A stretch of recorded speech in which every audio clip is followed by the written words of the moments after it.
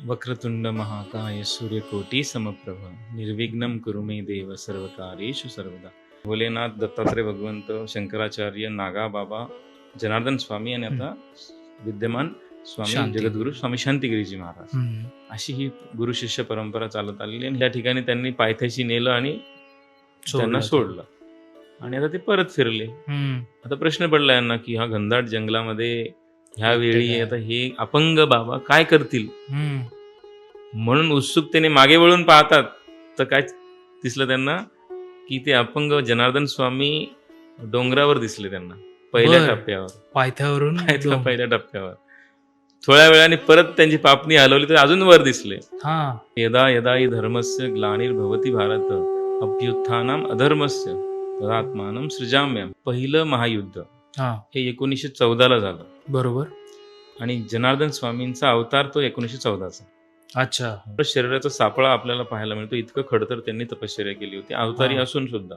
जनार्दन स्वामी असतील किंवा विद्यमान शांतिगिरी महाराज असतील तर ते त्यांना तुम्ही जर परब्रह्म समजून जर त्यांची सेवा केली, त्यांचं ऐकलं तर नक्की तुम्हाला दैवी अनुभव देत असतात. कारण मनुष्य जीवनामध्ये आल्यानंतर माणसाने काय केलं पाहिजे याचं एका शब्दात उत्तर जर पाहिजे असेल तर त्याचं उत्तर आहे अनुष्ठान. अनुष्ठान ही परंपरा सुरू झाली जाते गावला. 5च व्यक्तींना बाबाजीने अनुष्ठानला बसवलं होतं आणि गुढीपाडव्याच्या मुहूर्तावर बसवलं होतं. इतकंच नाही तर त्या ठिकाणी सगळे मिळून आम्ही हे सगळे साधक मिळून 111 कोटीचं नामस्मरण करणार आहे आम्ही. बापरे. जनता जनार्दनला हे सांगू इच्छितो की असे महापुरुष जगात परत परत होत नसतात. हे अवतारी कार्य करायला आलेले आहेत जगामध्ये. अशा संतांचं ऐकलं पाहिजे, यांच्या सानिध्यात आपण राहिलं पाहिजे. बरं का, 60 वर्षाच्या बाईला मूल होतं का? हे शक्य आहे का? सायन्स सुद्धा मान्य करणार नाही. पण जगद्गुरु जनार्दन स्वामींची शक्ती इतकी मोठी आहे की झालं असं एक दिवस की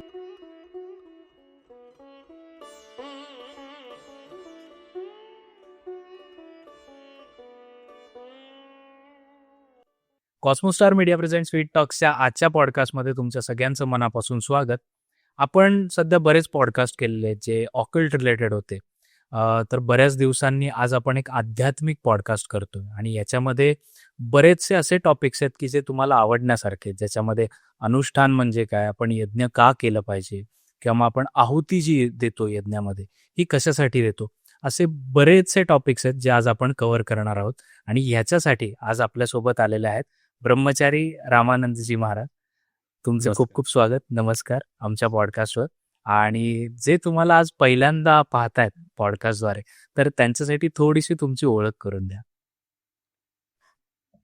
वक्रतुंड महाकाय सूर्यकोटी समप्रभ निर्विघ्नं कुरु मे देव सर्वकार्येषु सर्वदा. सर्वमंगल मांगल्ये शिवे सर्वार्थ साधिके शरण्ये त्र्यंबके गौरी नारायणी नमोस्तुते. ओम जनार्दनाय नमः. ओम शांतिगिरे नमो नमः. निष्काम कर्मयोगी शिवअवतारी जगद्गुरु जनार्दन स्वामींच्या चरणी कोटी कोटी वंदन. त्यांचे उत्तराधिकारी माझे सद्गुरू जगद्गुरु स्वामी शांतिगिरीजी महाराज यांच्याही चरणी कोटी कोटी वंदन. आणि आज सद्गुरूंच्या कृपेनं जो योग आज इथं आलेला आहे कॉस्मो मीडिया बरोबर संवाद साधण्याचा आणि आमच्या सोहम भाऊ बरोबर मोकळी चर्चा करण्याची जी संधी मिळाली आहे त्याबद्दल मी स्वतःला धन्य समजतो. आणि आपण सांगितल्याप्रमाणे मी जालना या शहरामध्ये जन्म आहे माझा. आणि 12वी पर्यंत मी जालना शहरातच शिकलो. 10वी 12वीला मेरिट होल्डर होतो. आणि मग केमिकल इंजिनिअरिंगसाठी UDCT माटुंगा या ठिकाणी फर्स्ट इयरला मी ॲडमिशन घेतलं. आता त्याला ICT म्हणतात. केमिकल इंजिनिअरिंग पूर्ण करून मग मी एका मल्टीनॅशनल कंपनीमध्ये जॉब सुरू केला होता. आणि त्यानंतर मल्टीनॅशनल कंपनीवरून इंडियन ऑइल कॉर्पोरेशनमध्ये स्विच केलं गव्हर्नमेंट सेक्टरमध्ये. आणि इंडियन ऑइल कॉर्पोरेशनमध्ये सुद्धा मी 18 वर्ष सर्व्हिस केल्यानंतर माझ्या सद्गुरूंच्या आज्ञेनं 2017 पासून मी इंडियन ऑइलला रिझाईन केल्यानंतर पूर्णपणे सद्गुरूंच्या सेवेत आहे. जगद्गुरु स्वामी शांतिगिरी महाराजांच्या सेवेत मी आहे. आणि मागच्या 8 वर्षापासून 24 आवर्स देवाच्या सानिध्यात आहे. अच्छा. आणि लोकांचं चांगलं करण्यात मला आनंद वाटतो. लोकांचं भलं होईल हे मी प्रयत्न करत असतो. त्यांना चांगल्या चांगल्या गोष्टी सांगत असतो. मला मग आता हेच विचारावं असं वाटेल, की याची सुरुवात कुठून झाली? म्हणजे आता तुम्ही एक वरवर सांगितलंत, पण आध्यात्मिक एक वारसा होता का तुमच्या मागे? किंवा मग कधी तुमची आणि तुमच्या सद्गुरूंची भेट झाली हे आम्हाला थोडं सांगा? अ, तसं माझा जन्मासाठीच माझ्या आईने खूप नवस केले होते. अच्छा. कारण मला 5 मोठ्या बहिणी आहेत आणि त्यामुळे पुत्ररत्न पाहिजे म्हणून माझ्या आईने खूप तपश्चर्या केल्यासारखं केलेलं आहे. बरं. आणि त्यानंतर माझा जन्म झाला त्यावेळेस जिथं आम्ही राहतो त्या ठिकाणी जगद्गुरू जनार्दन स्वामींचं आगमन झालं होतं. बरं. पहिल्यांदाच म्हणजे जालन्यामध्ये पहिल्यांदा आले होते ते. तर माझं सौभाग्य मी समजतो की त्यावेळेस शिवावतारी जगद्गुरू जनार्दन स्वामींच्या मांडीवर हां. मला देण्यात आलं होतं आणि मला तेव्हाच त्यांचा आशीर्वाद भेटला असं मला वाटतं. आणि त्याच्यानंतर मग लहानपणापासून आईची जी शिकवण होती, आई देवाची खूप मोठी भक्त आहे. वाह! सतत देवाचं चिंतन करत असते. तर ते लहानपणापासूनच आईचे संस्कार जे असतात ते मला मिळाल्यामुळं लहानपणापासूनच देवाची आवड होती. निर्माण. आणि हळूहळू मग शिवभक्ती जी आहे, कारण आमच्या घरामध्ये आमचे आजोबा शिवभक्त होते. भगवान शंकराचीच भक्ती करायचे. माझे वडील सुद्धा भगवान शंकराची भक्ती करायचे. त्याच्यामुळं शिवभक्ती आमच्या घरात आधीपासूनच होती. तर त्यानंतर मग 12वी जेव्हा मी गेलो त्यावेळेस मला एक केमिकल इंजिनिअरिंगला UDCTमध्ये ॲडमिशन घेतो तेव्हा मला एक आजार झाला होता. हां. तो आजार बराच होत नव्हता. म्हणजे त्वचारोग झाला होता. बरं. मुंबईतलं ह्युमिडिटी मला काही सहन झाली नाही आणि जसं खाज वगैरे येणं ते वाढत गेलं आणि बरेच दवाखाने केले होते मी. तिथेही केले होते, मग जालन्यालाही केले होते. तरी पण ते काही बरं होत नव्हतं. जवळपास 6-7 महिने मी खूप त्रस्त होतो. त्यानंतर माझे जे सख्खी मामा आहेत सत्यकुमार गुंटू करून पैलवान होते ते. बरं. ते जनार्दन स्वामींच्या सानिध्यात नेहमी राहिलेले. त्यांनी मला सांगितलं की आपण एकदा बाबाजींकडे जाऊया. अच्छा. शांतिगिरी महाराजांकडे जाऊया आणि त्यांचा आशीर्वाद घेऊया. तर मग मी 1995 ॲडमिशन घेतलं होतं माटुंग्याला. तर 1996च्या जानेवारी का फेब्रुवारी महिना असेल नक्की आठवत नाही. त्यावेळेस आम्ही वेरूळला गेलो आणि स्वामी शांतिगिरी महाराजांचं दर्शन पहिल्यांदा मी ते घेतलं. दर्शन झालं, बाबाजींचं दर्शन झाल्यानंतर बाबाजींनी एकच वाक्य आम्हाला सांगितलं. आमचे जे सद्गुरू त्यांना ती जी गादी आहे तिला बाबाजी म्हणतात. अच्छा. जनार्दन स्वामी सुद्धा बाबाजीच, मोठे बाबाजी आणि आताचे विद्यमान बाबाजी. तर बाबाजींनी आम्हाला फक्त एकच वाक्य सांगितलं की आज इथं मुक्काम करा. ते आम्ही तर काही तयारीने गेलो नव्हतो, परंतु गुरुवाक्य असं जे आहे ती श्रद्धा जी होती बाबाजींबद्दल, त्यामुळे आम्ही त्या ठिकाणी थांबण्याचं ठरवलं. त्या रात्री आम्ही तिथं मुक्काम केला आणि पहाटे 4 वाजता बरेच लोक उठले, सगळे आंघोळीला चालले होते. त्याच्यामुळे आम्हाला जाग आली. आम्ही बघतो ते सगळे आंघोळीला चाललेत. आम्हालाही झोपणं योग्य वाटलं नाही. आम्ही उठलो आणि आम्ही आंघोळ करून सगळे ज्या ठिकाणी जात होते त्या ठिकाणी आम्ही जाऊन बसलो तिथं स्टेजच्या समोर. अच्छा. आणि 5 वाजता त्या ठिकाणी वेद मंत्रांचं पठण सुरू झालं, ज्याला आम्ही नित्यनेम विधी म्हणतो, जे जनार्दन स्वामींचं एक वरदान आहे. तर ते सुरू झालं आणि खरं सांगतो त्या अर्ध्या तासाच्या मंत्रपठणाने जे काही मला वाटलं, आय वॉज फिलिंग व्हेरी म्हणजे खूप चांगलं वाटत होतं मला. बरं. त्यामुळे मी ते मंत्रांचं जे पुस्तक होतं त्या दिवशी खरेदी केलं आणि घेऊन गेलो मुंबईला. बरं. आणि ते वाचायला लागलो. ते मला खूप आवडायला लागलं. मी ते महिन्याभरातच पाठही केलं मुंबईला राहून. नित्यनेम विधी त्याला म्हणतात आणि ती खूप चांगल्या पद्धतीने मला आवडल्यामुळे पाठ झाली आणि मग 1 महिन्यात पाठ झाल्यामुळे ते मी म्हणत गेलो. मला इतकी ती आवडली होती की त्या काळी सोनीचं माझ्याकडे टेप होता. तेव्हा पेन ड्राईव्ह नव्हते, CD नव्हती, टेप कॅसेट असायचं. तर मला परत ऐकायची परत म्हणून मी स्वतःच्याच आवाजात ती रेकॉर्ड केली आणि ती परत ऐकायला लागली. तर तितकी ती मला आवडली होती. मग त्या विधीच्या मंत्रांचं सामर्थ्य म्हणा काय म्हणा, जे आमचे वेदमंत्र आहेत त्या सामर्थ्याने मी परत एकदा बाबाजींकडे गेलो आणि बाबाजींनी आम्हाला मग दुसरं वाक्य सांगितलं. बघा गुरुवाक्य कसं असतं, आम्हाला म्हणे तुम्ही कुशावर्तामध्ये एकदा स्नान करा. कुशावर्त म्हणजे त्र्यंबकेश्वर. बरं. तितकंच वाक्य, बाकी काही चर्चा आहे.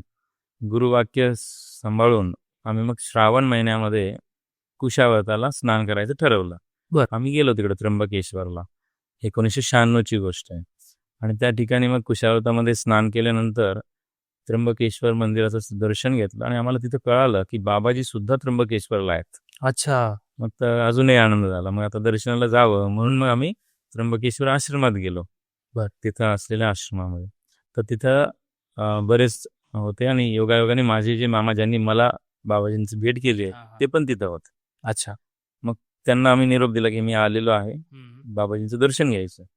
तर मामांनी बाबाजींकडे जाऊन संदेश सांगितला. त्या आतमध्ये होते कुटियामध्ये. तर सांगितलं की भाचा दर्शनासाठी आलेला आहे. हा. आता त्यावेळी नेमकं अनुग्रहाचा मुहूर्त चालू होता. दीक्षा देण्याचं काम बाबाजी सगळ्यांना करत होते. बर. आणि त्यांनी सहज सांगितलं की त्याला आतमध्ये घेऊन त्याला आपण दीक्षा देऊया. अरे वा. हां, तर मी तर काही मला तर त्यांनी पाहिलं नाही आधी, पण त्यांनी निरोप दिल्यानंतर मला सांगितलं त्याला आत घेऊन या. त्या ठिकाणी मी त्यांना मामाला म्हणलं की मी मुंबईत शिकणारा मुलगा आहे. मला काही हे कडं माळ घालणं मला काही आवडत नाही. दिखावा मला आवडत नाही. मला देव आवडतो, परंतु मला दिखावा आवडत नाही, हे मी त्यांना सांगितलं. तर मी नाही घेत म्हणलं, मला दीक्षा घ्यायची. दीक्षा घेणं म्हणजे कडं आणि माळ घालणं असं ते अर्थ होतो. आणि मंत्र घ्यायचं कानात. तर त्यावेळेस माझे आई वडील माझ्यासोबत होते. माझे वडील प्रायमरी शिक्षक होते. त्यांना संतांचा महिमा माहिती होता.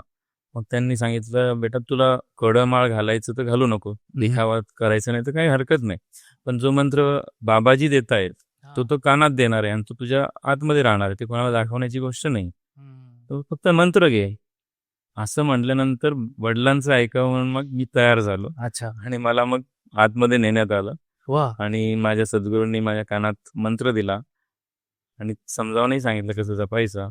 आणि त्या दिवसापासून माझ्या जीवनाचं परिवर्तन झालं. टर्निंग पॉईंट होतं. सद्गुरूंची शक्ती म्हणा काय म्हणा, त्या दिवसापासून तो मंत्र माझ्या हृदयामध्ये कंटिन्यू चालू झाला. आणि मग एक एक घटना, बऱ्याचशा घटना घडल्या, भरपूर घटना घडलेल्या आहेत, आणि ज्याच्यामुळं कधी विचारही केला नव्हता, पण या मार्गामध्ये पूर्णपणे बाबाजींनी आम्हाला आणलंय भक्ती मार्गामध्ये. नाही तर आम्ही सुद्धा आज कदाचित अमेरिकेमध्ये हम दो हमारे दो मध्ये राहिलो असते कुठेतरी. असा हा प्रवास होता. तुम्ही आता जसं मेन्शन केलं की एक गुरु परंपरा आहे, त्याच्यामध्ये तुम्ही सांगितलं की जनार्दन स्वामी जे गुरु शिष्य परंपरा. तर त्याच्याबद्दल आम्हाला थोडंसं सांगा की जनार्दन स्वामी जे आहे, बऱ्याच लोकांना माहिती नाही. तुम्ही म्हणताना शिव अवतारी म्हणा, हो. सो त्याचा अर्थ काय हे आम्हाला सांगा. एकदम छान प्रश्न आहे, कारण आपल्याला आपली संस्कृती आणि गुरु शिष्य परंपरा ही पूर्ण जगामध्ये फक्त भारतातच आपल्याला पाहायला मिळते. खरं. तर ते आपल्याला माहीत असणं आवश्यक आहे. जसं स्वामी विवेकानंद आणि रामकृष्ण परमहंस ही गुरु शिष्य आहेत, जसं रामदास स्वामी आणि कल्याण, त्याच्यानंतर तुकाराम महाराज आणि निळोबाराय, अशा अनेक शिष्य गुरु शिष्य आपल्याला. तर आपण एक सुंदर म्हणणंही आपण ऐकतो, मच्छिंद्रनाथ आदिनाथ गुरु सकळ सिद्धांचा मच्छिंद्र तयाचा मुख्य शिष्य. बरं. असे परंपरा आपण मच्छिंद्रनाथ महाराज, त्याच्यानंतर गोरक्षनाथ महाराज, गहिनीनाथ महाराज, निवृत्तीनाथ महाराज आणि ज्ञानेश्वर माऊली, ही गुरु शिष्य परंपरा आहे. ज्ञानेश्वर महाराजांचे गुरु निवृत्तीनाथ महाराज, निवृत्तीनाथांचे गुरु गहिनीनाथ महाराज, गहिनीनाथांचे गुरु गोरखनाथ महाराज, गोरखनाथाचे मच्छिंद्रनाथ आणि मच्छिंद्रनाथांचे आदिनाथ म्हणजे भोलेनाथ. तर अशी जी परंपरा नाथपण संप्रदाय आहे, तसंच जनार्दन स्वामींची पण संप्रदाय आहे. त्याच्यामध्ये जनार्दन स्वामींचे गुरु हे नागाबाबा होते, जे कुठं जन्माला आले कोणालाच माहिती नाही, प्रगट झाले होते. जनार्दन स्वामींना दीक्षा देण्यासाठी ते प्रगट झाले होते.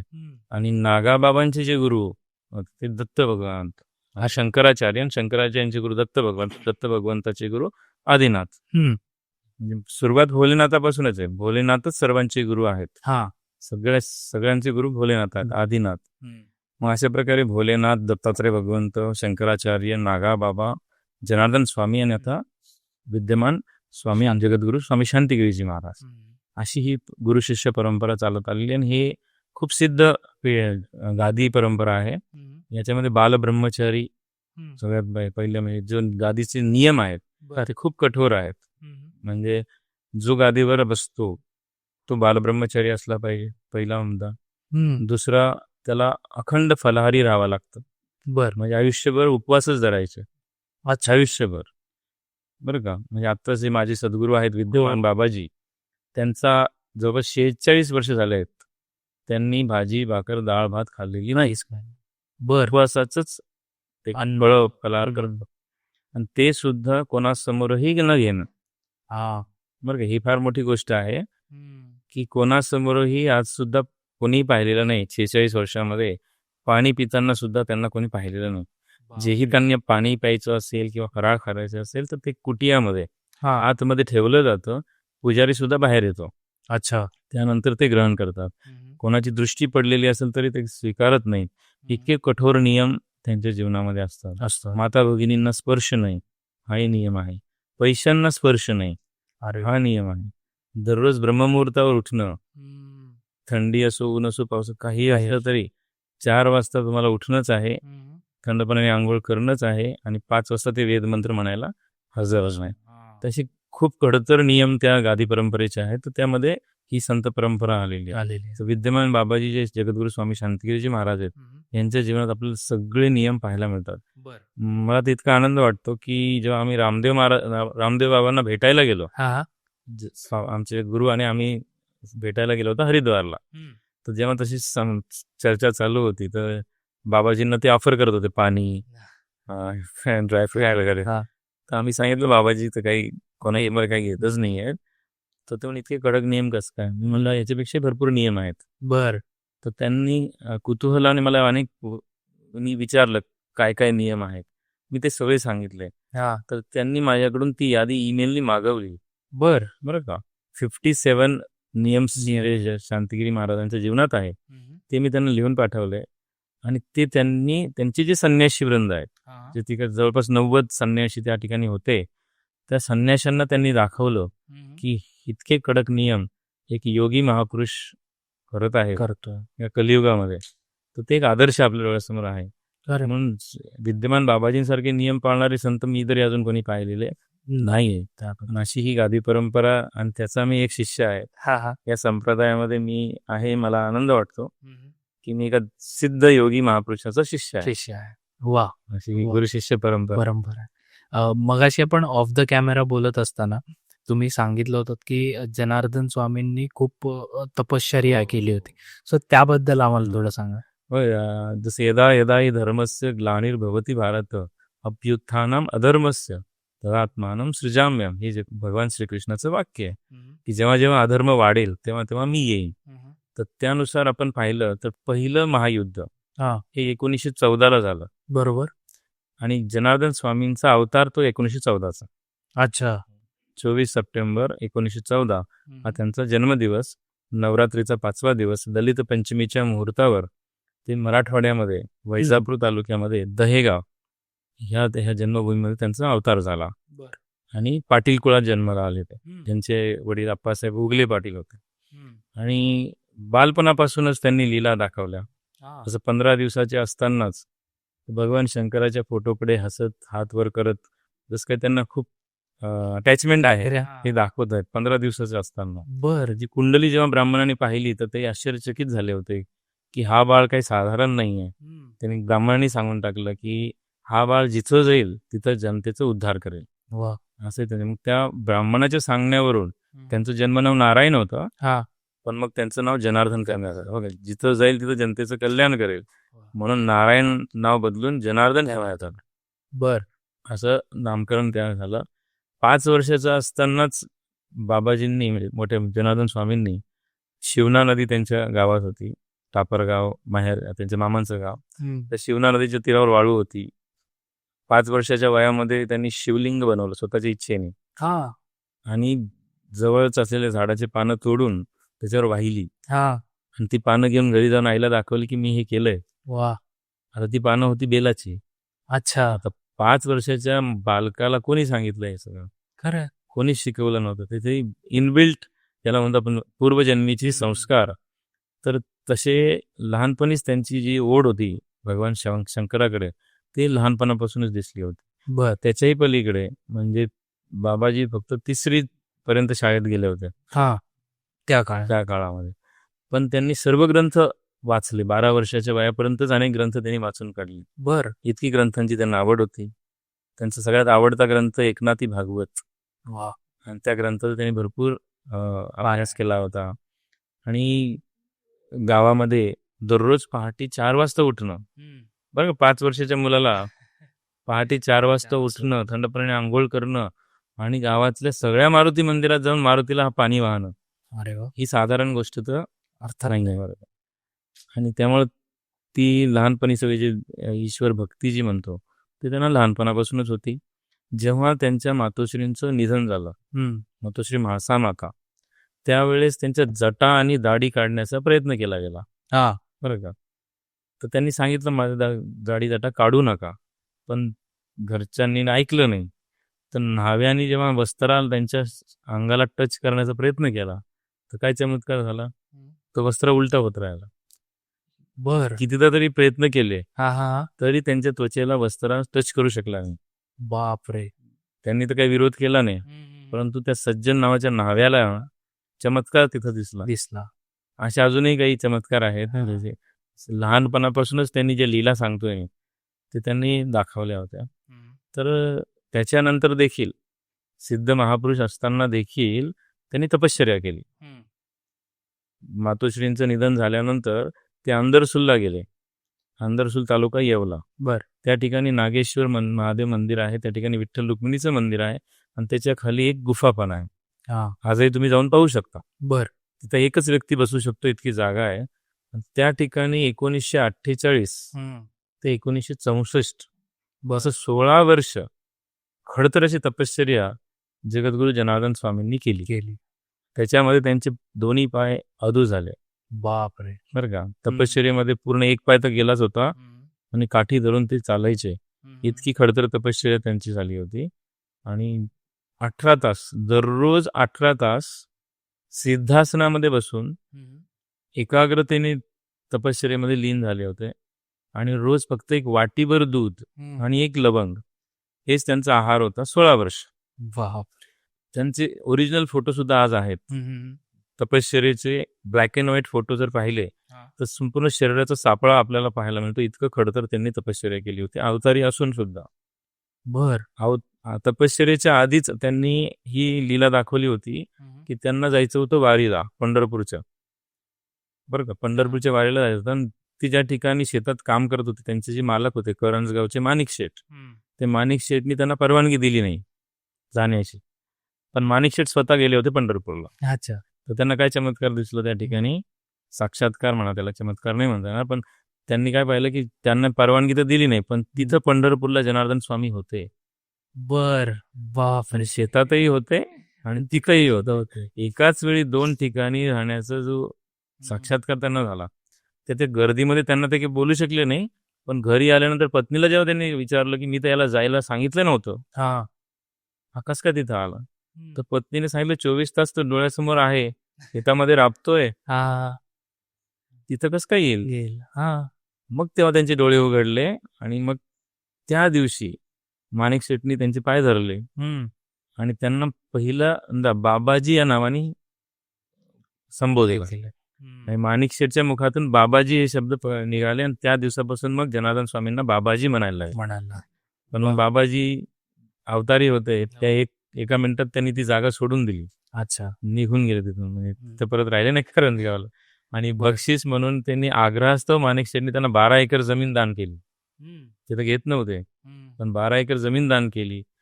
ती सुद्धा जमीन त्यांच्या काकांनी सांगितलं मला द्यायचंय, तर बाबांनी त्याचा मोह ठेवला नव्हता. 12च्या 12 एकर जमीन त्यांच्या काकांना देऊन टाकली. इतकी निर्मोही, इतके तपस्वी, विरक्त ते संत होते. तरी सुद्धा त्यांनी तपश्चर्या 16 वर्ष केली. म्हणजे मनुष्य जन्माला येऊन माणसाने काय करावं हे शिकवण्यासाठी हे सगळ्या लीला त्यांनी केल्या होत्या. आणि तपश्चर्येमध्ये सुद्धा अनेकांना त्यांनी साक्षात्कार दिले.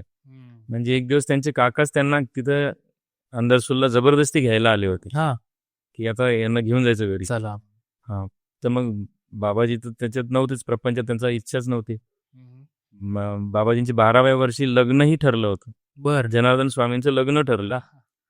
ते तर म्हणले की मला लग्न करायचं नाही, पण आईनी अट टाकली की बेटा तुला लग्न करावं लागेल आणि मी असेपर्यंत तुला घर सोडता येणार नाही, हे शपथ घातली. त्याच्यामुळे जनार्दन स्वामी तिथून जाऊ शकले नाही, तेव्हाच ते तपश्चर्याला गेले असते. मग आता लग्न तर झालं, पण प्रपंचात तर मन नाही लागत.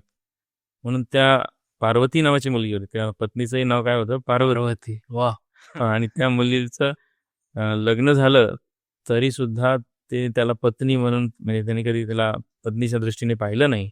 आणि ती देवी सुद्धा तशीच होती, पार्वती माता. तिनेही त्यांना देव मानून नेहमी त्यांची पूजा केली. वा. ही तक्रार त्या ताईची नव्हती समजा, पार्वतीबाईची. आणि बाबाजी मात्र विरक्तच होते. बरं का. म्हणजे आईच्या शब्दाखातर त्यांनी हे लग्न केलं होतं आणि तरी सुद्धा त्यांचं प्रपंचात काही मन नव्हतं.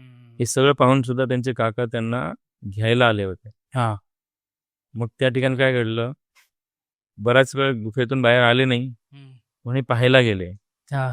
तर पाहायला गेले तर त्यांना साक्षात भगवान शंकराचं रूप, जे पूर्ण 5 फण्यांचा नाग त्यांना गुंडाळून वरती त्यांच्या छत्र धरलेला होता. जनार्दन स्वामींच्या डोक्यावर 5 फण्यांचा नाग छत्र धरून बसलेला होता. हे पाहिल्यानंतर त्या काकांचे डोळे उघडले आणि त्यांनी मग कधीच जनार्दन स्वामींना डिस्टर्ब केलं नाही. ते मग परत निघून गेले आणि मग स्वामींचं तपश्चर्या चालू राहिली. आणि त्या ठिकाणी मग सांगितलं मी की जगद्गुरु जनार्दन स्वामींची तपश्चर्या इतकी मोठी की पूर्ण ब्रह्मांडाचे मालक भगवान शंकर पार्वती मातेसह गणपती बाप्पा सहित नंदीवर बसून त्यांच्यासमोर प्रगट झाले. बर. आणि त्यांना आदेश दिला की आता पिनाकेश्वराचा जीर्णोद्धार कर. हा. पिनाकेश्वर हे जातेगाव म्हणून डोंगर आहे नांदगाव तालुक्यामध्ये. बर.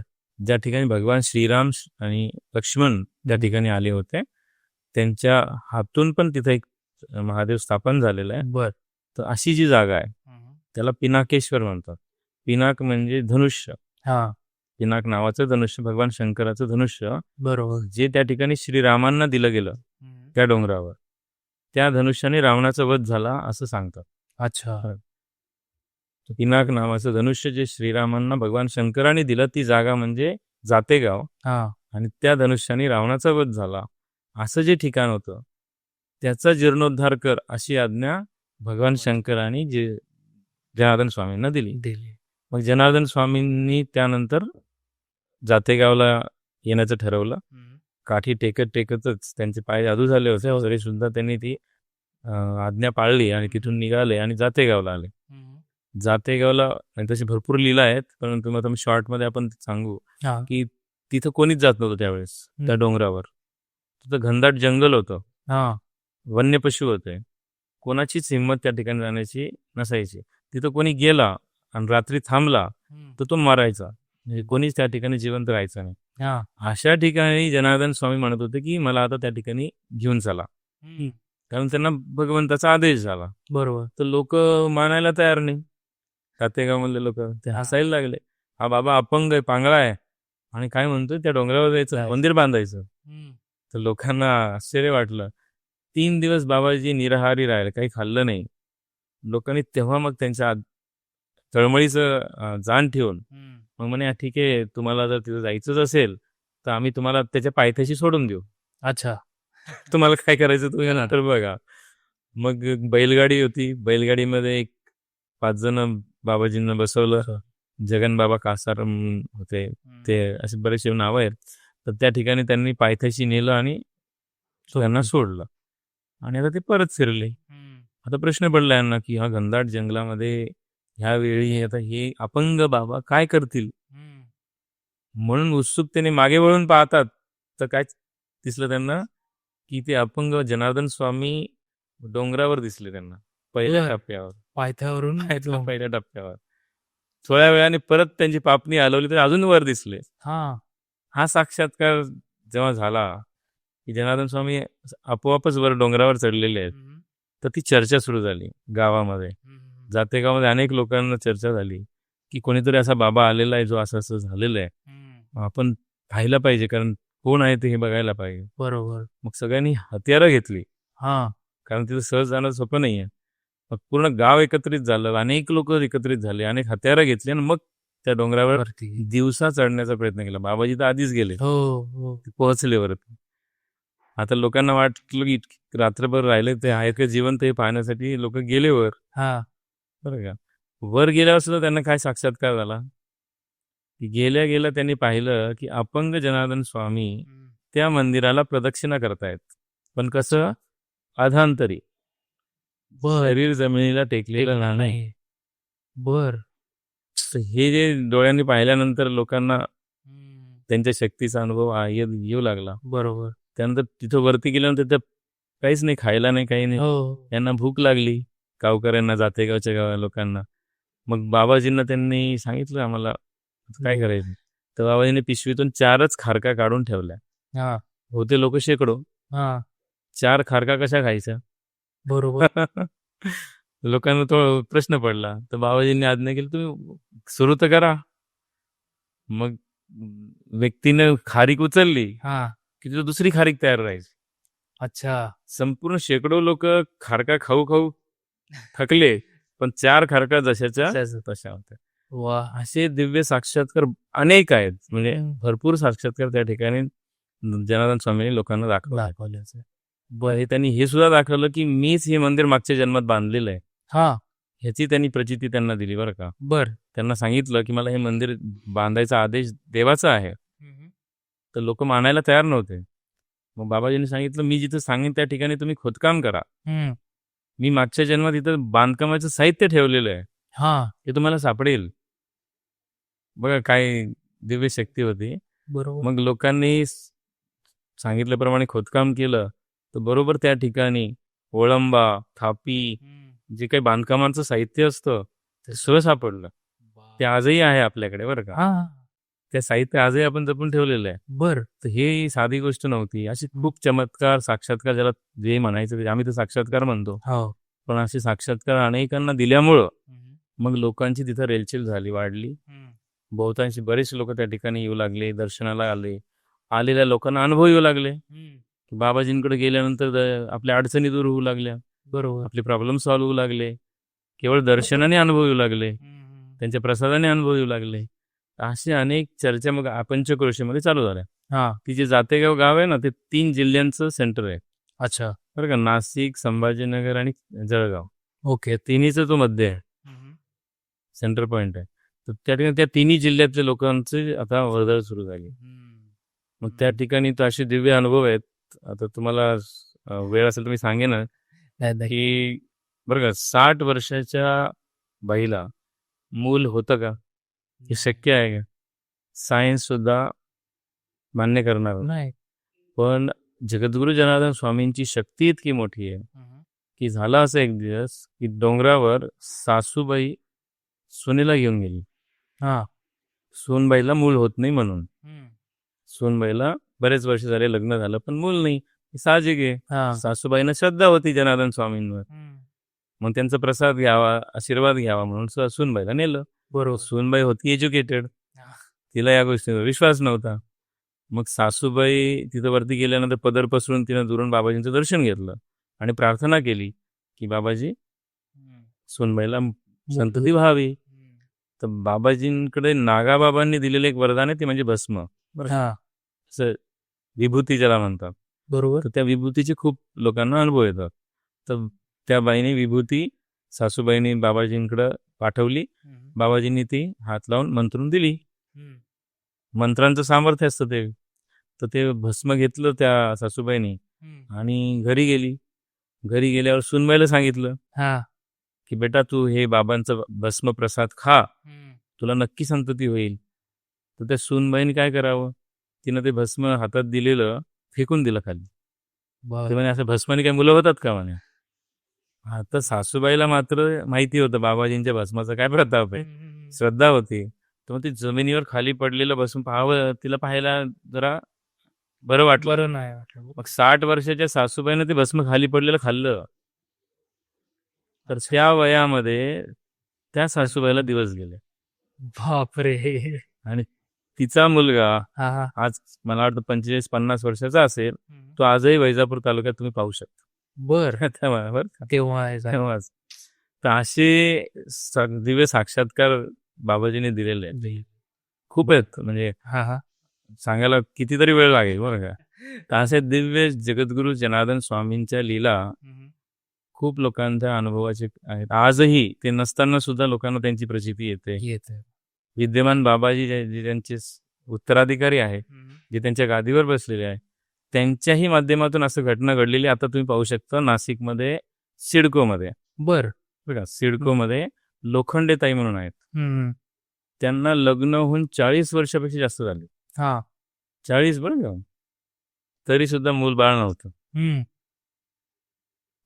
बाबाजींचा प्रसाद त्या ताईने खाल्ला, श्रद्धा ठेवली, विश्वास ठेवला आणि चमत्कार काय मग, तसंच 60 वर्षाच्या वयामध्ये लोखंडे ताईला बाळ झालेलं आहे. तो मुलगा आता 6-7 वर्षाचा आहे. बर. तुम्ही त्यांना भेटू शकता, विचारू हा, शकता. हा. तर हे जे म्हणतात ना, जिथं सायन्स काही करू शकत नाही तिथं भगवंताची शक्ती काम करते. खरंच. श्रद्धेचं फळ आहे. प्रत्येकाला गुण येतो असं नाही, पण तुम्ही जर श्रद्धा ठेवली तर ते नक्की येणार. ते तुमच्या श्रद्धेवर अवलंबून आहे. ते तर देव आहेत. तुम्ही जशी श्रद्धा ठेवाल, जसा भाव तसा देव. हा. बरं, जया जैसा भाव तया तैसा अनुभव. मग तुम्ही बाबाजींवर जर श्रद्धा जर ठेवली तर तुम्हाला तसे अनुभव येतात. मला स्वतःलाही अनेक अनुभव तसे आलेले आहेत. आणि बाबाजी हे परब्रह्म आहेत, हा भाव आमचा आहे आणि त्या पद्धतीने आम्ही त्यांच्याकडे पाहतो. हा. जनार्दन स्वामी असतील किंवा विद्यमान शांतिगिरी महाराज असतील, तर ते त्यांना तुम्ही जर परब्रह्म समजून जर त्यांची सेवा केली, त्यांचं ऐकलं, तर नक्की तुम्हाला दैवी अनुभव देत असतो. बर. असं हे समाजकार्य जे आहे ना, ते तेव्हापासून चालू झालेलं आहे. 1964 मध्ये बाबाजी जातेगावला गेले, हा. तेव्हापासून समाजकार्य सुरू झालं आणि मग लाखो लोकांना जगद्गुरू जनार्दन स्वामींनी अनुभव दिले. आणि मग ह्या जनता जनार्दनाच्या कल्याणासाठी त्यांनी 5 मुख्य परंपरा दिल्या. बर. जनार्दन स्वामींचं खूप मोठं कार्य जगासाठी आहे, अजून ते लोकांपर्यंत पोहोचलेलं नाहीये. जसं ज्ञानेश्वर माऊलींनी ज्ञानेश्वरी दिली, हो. तुकाराम महाराजांनी गाथा दिली, तसं जगद्गुरू जनार्दन स्वामींनी विधी, नित्यनेम विधी, अच्छा. जिचं खूप मोठं महत्व आहे. तो आहे. तर तेही मी तुम्हाला सांगेन आज. त्याच्याबरोबर 5 परंपरा दिल्या. हा. ज्या 5 मुख्य परंपरा आहेत ते जनकल्याणासाठी आहेत. बर. ते दुसरं वरदान आहे. पहिलं वरदान नित्यनेम विधीचं आहे. दुसरं वरदान 5 परंपरा आहेत: अनुष्ठान, श्रमदान, गुरुकुल, गोसेवा आणि कृषी व ऋषी सेवा. वा. ह्या 5 मुख्य परंपरा आहेत, ज्यांच्या माध्यमातून जोही या परंपरेत येईल त्याच्या जीवनामध्ये चांगलं झाल्याशिवाय राहणार नाही. बर. तो नक्कीच चांगल्या मार्गावर जाईल, भक्ती मार्गात प्रोग्रेस करेल आणि देवाच्या मार्गावर तो राहील. बर. असं त्याचं महिमा आहे ह्या 5ही परंपरांचं. आणि तिसरं जे वरदान जनार्दन स्वामींचं आहे ते म्हणजे जगद्गुरू शांतिगिरीजी महाराज. हा. हे सुद्धा त्यांचंच वरदान आहे. का असं म्हणतोय मी, कारण शांतिगिरी महाराज जे होते ते जनार्दन स्वामींकडे का आणले गेले होते, की त्यांची दृष्टी नाही म्हणून आणले होते. हा. ते आंधळे झाले होते. बर. 10वीत असताना 16 वर्षाचा बालक, नाशिक जिल्ह्यामध्ये लाखलगावचा एक बालक, ज्याची दृष्टी गेली, 6-7 महिने त्यांना दृष्टीच नव्हती, आंधळे होते. सगळे डॉक्टर जे हॉस्पिटलमध्ये पण त्यांची ट्रीटमेंट झाली, आणि ती दृष्टी काही आली नाही. बर. म्हणून मग लाखलगावमध्ये सांगण्यात आलं की तुम्ही त्र्यंबकेश्वरला जा, तिथे जनार्दन स्वामी आहेत, त्यांच्याकडे या बालकाला दाखवा. आणि त्यानुसार शांतिगिरी महाराज, जे आता शांतिगिरी महाराज आपण म्हणतो, तेव्हा त्यांचं नाव बाबू होतं. अच्छा. हा, बरं का. बाबूला नेण्यात आलं. तिथं त्र्यंबकेश्वरमध्ये ते गेल्यानंतर जनार्दन स्वामींच्या पुढे नेलं. तेव्हा बाबाजी पालखीत होते, कारण दोन्ही पाय आधू असल्यामुळे ते पालखीत बसायचे. मग पाहिल्या आता तिथं सिद्ध होते, शिवावतारी होते. त्यांनी पाहिल्या त्या बालकाला पाहिल्या काय म्हटले, तू आंधळा मी लंगडा, जोडी चांगली जमेल. मग काय संकेत असतात, तर त्यांनी सांगितलं या मुलाला तुम्हाला इथंच ठेवावं लागेल म्हणले.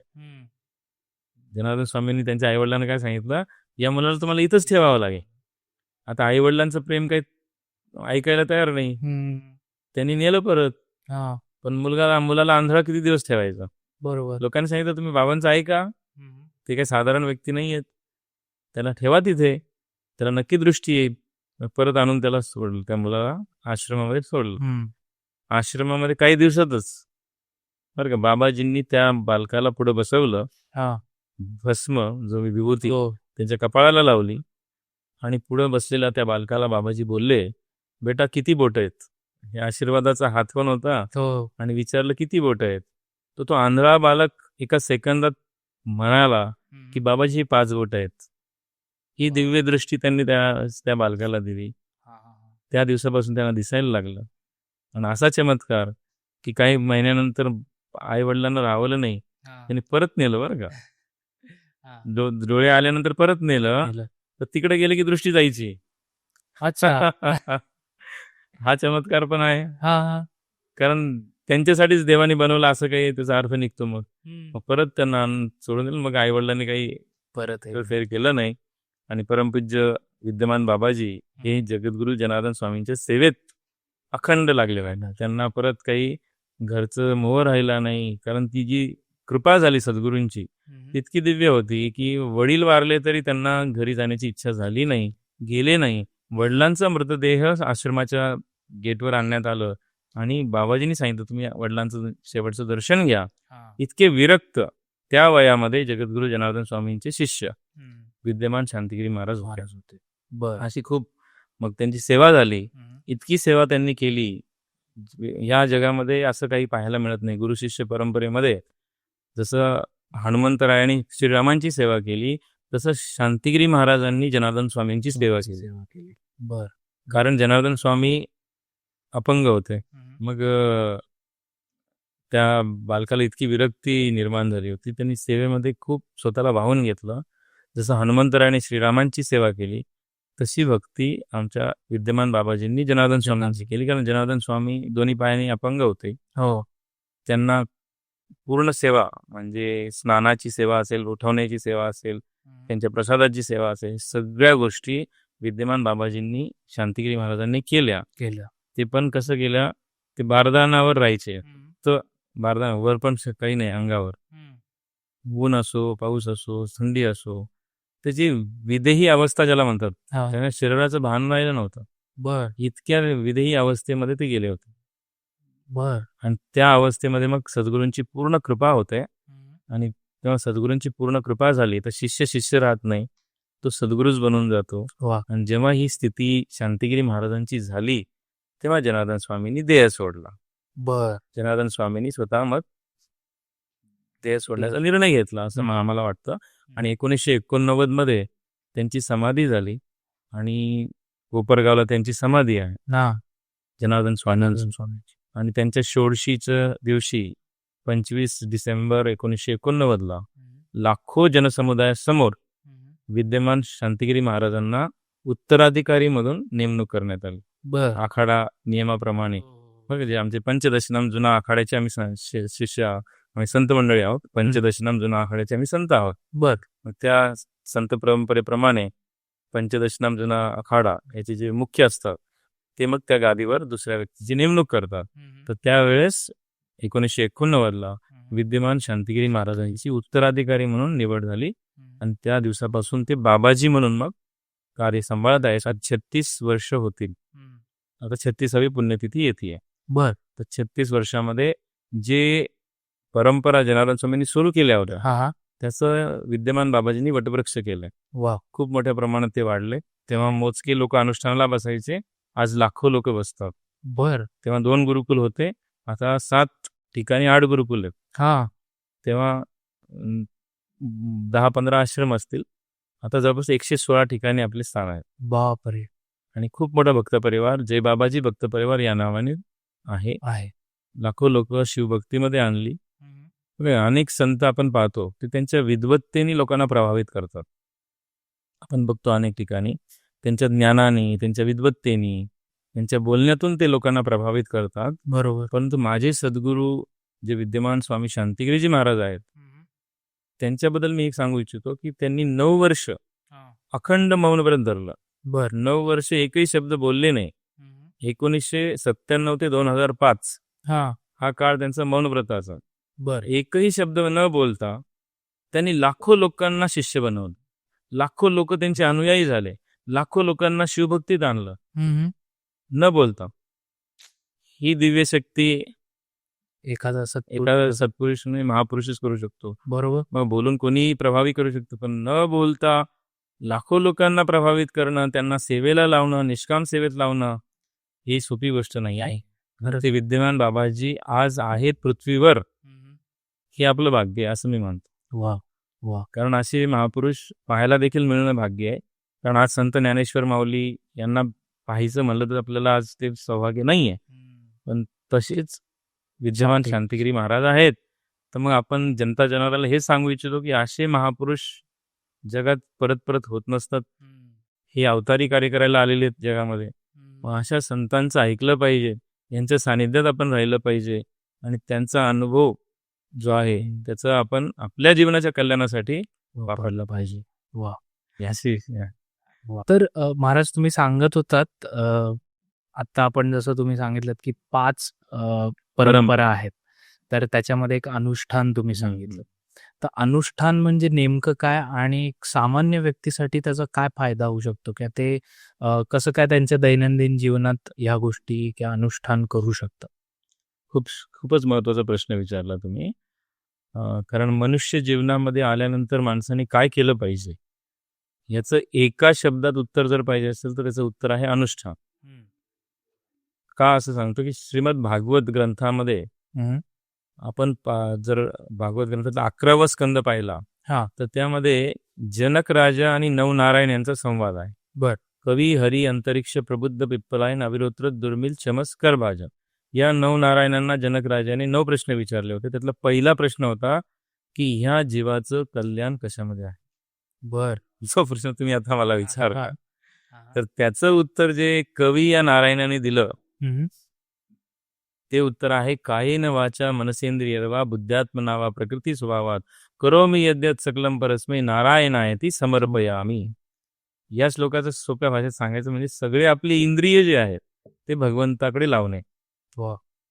आणि अनुष्ठान ही जी साधना आहे ते म्हणजे आपले सर्व इंद्रिय देवाकडे लावणे याला म्हणतात अनुष्ठान.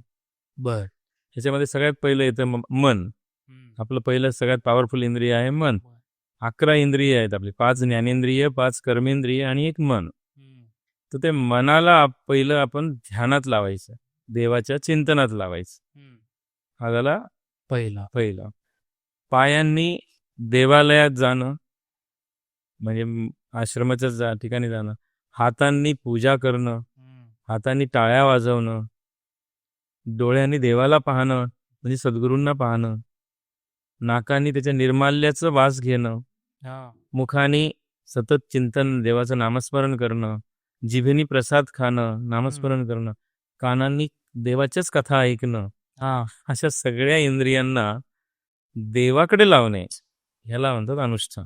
तर ह्याला अनेक हे जे व्रत धरली जातात अनुष्ठान साधनेमध्ये यासाठी अनेक व्रतांचं पालन केलं जातं. बर. पहिलं व्रत आहे ब्रह्मचर्याचं व्रत. हे अनुष्ठान असते 8 दिवसाचं. म्हणजे या रविवारपासून दुसऱ्या रविवारपर्यंत असं समजा, या सोमवारपासून दुसऱ्या सोमवारपर्यंत 1 वीक ते शिबिर असतं आणि ते विशिष्ट मुहूर्तावर असतं. बर. आणि विशिष्ट ठिकाणी असतं. कारण स्थळ, काळ आणि वेळ या तिन्ही गोष्टी महत्वाच्या असतात. जर तुम्हाला साधना करायची असेल तर कोणत्या ठिकाणी साधना केली पाहिजे, कोणत्या वेळी केली पाहिजे आणि कोणाच्या समोर केली पाहिजे, हे प्रश्न साधनेमध्ये महत्वाचे असतात. बर. तर या साधनेचे व्रत पहिले आपण ऐकू. व्रत कोणकोणते? पहिला व्रत आहे ब्रह्मचर्याचं व्रत. म्हणजे माता भगिनी असेल किंवा पुरुष असेल त्यांनी ब्रह्मचर्याचं पालन करायचं. बरोबर. त्यांनी एकमेकांना स्पर्श देखील करायचा नाही. म्हणजे पुरुषांनी महिलांना स्पर्श करायचा नाही, महिलांनी पुरुषांना स्पर्श करायचा. हा झाला पहिला. दुसरं मौन व्रत. 8ही दिवस मौन व्रतात राहणं. मौन व्रत धरल्यामुळे काय होतं, मनाला संयमाची सवय लागते.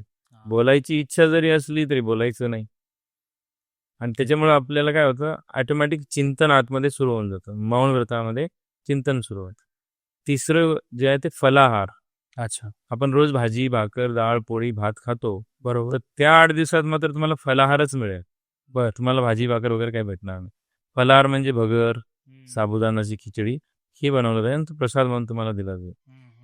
चौथे जे आहे ते ब्रह्ममुहूर्तावर उठणं व्रत. 4 वाजता उठणं आहे. लवकर झोपे लवकर उठे त्या आरोग्य संपदा भेटे. मग ब्रह्ममुहूर्तावर आपण उठवायचं 4 वाजता आणि थंड पाण्याने आंघोळ करायची. थंड पाणी आपल्या आरोग्याला चांगलं असतं. बर. 4 वाजता उठून थंड पाण्याने आंघोळ करून 5 वाजता नित्यनेम विधीसाठी उपस्थित राहणं. जे वेद मंत्रांचं पठण आहे ते 5 ते 5:35 पर्यंत 35 मिनिटं चालतं. बर. ते शेड्यूल आहे, पूर्ण 8 दिवसाचं शेड्यूल आहे. ही साधना अत्यंत पॉवरफुल आहे. कोणताही प्रकारचा माणूस असो, त्याच्यात चांगले बदल दिसतात. वा. वाल्याचा वाल्मिकी ऋषी झाला, वाल्या कोळीचा वाल्मिकी ऋषी झाला, कारण त्यांनी रामनामाचं अनुष्ठान केलं. हा, खरं. हे एक उदाहरण तुम्हाला देतो. तशा आपल्या ह्या कलियुगामध्ये सुद्धा आम्ही लाखो लोकांना पाहिलेलं आहे की जे समाजामध्ये अनेक त्यांना नावं ठेवायची, निंदा करायची, व्यसनी होते, दारू प्यायचे, म्हणजे अनेक दुर्गुण त्यांच्यामध्ये होते. पण जेव्हा ते अनुष्ठान परंपरेत आले तर ते सद्ग्रस्त झालेले आहेत, आज सज्जन आहेत, समाजामध्ये वंदनीय झाले.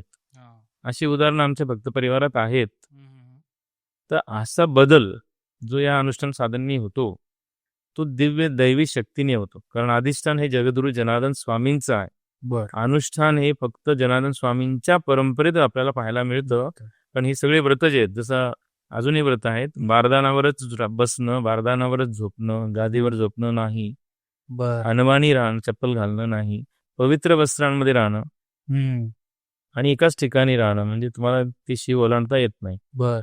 आणि सतत देवाचं चिंतनच करत राहणं, असं 1 वीकचा तो प्रोग्राम आहे. शेड्यूल फिक्स असतं त्याचं. पहाटे 4 वाजेपासून रात्री 10 वाजेपर्यंत तुमचं पूर्ण टाइम टेबल आहे. बर.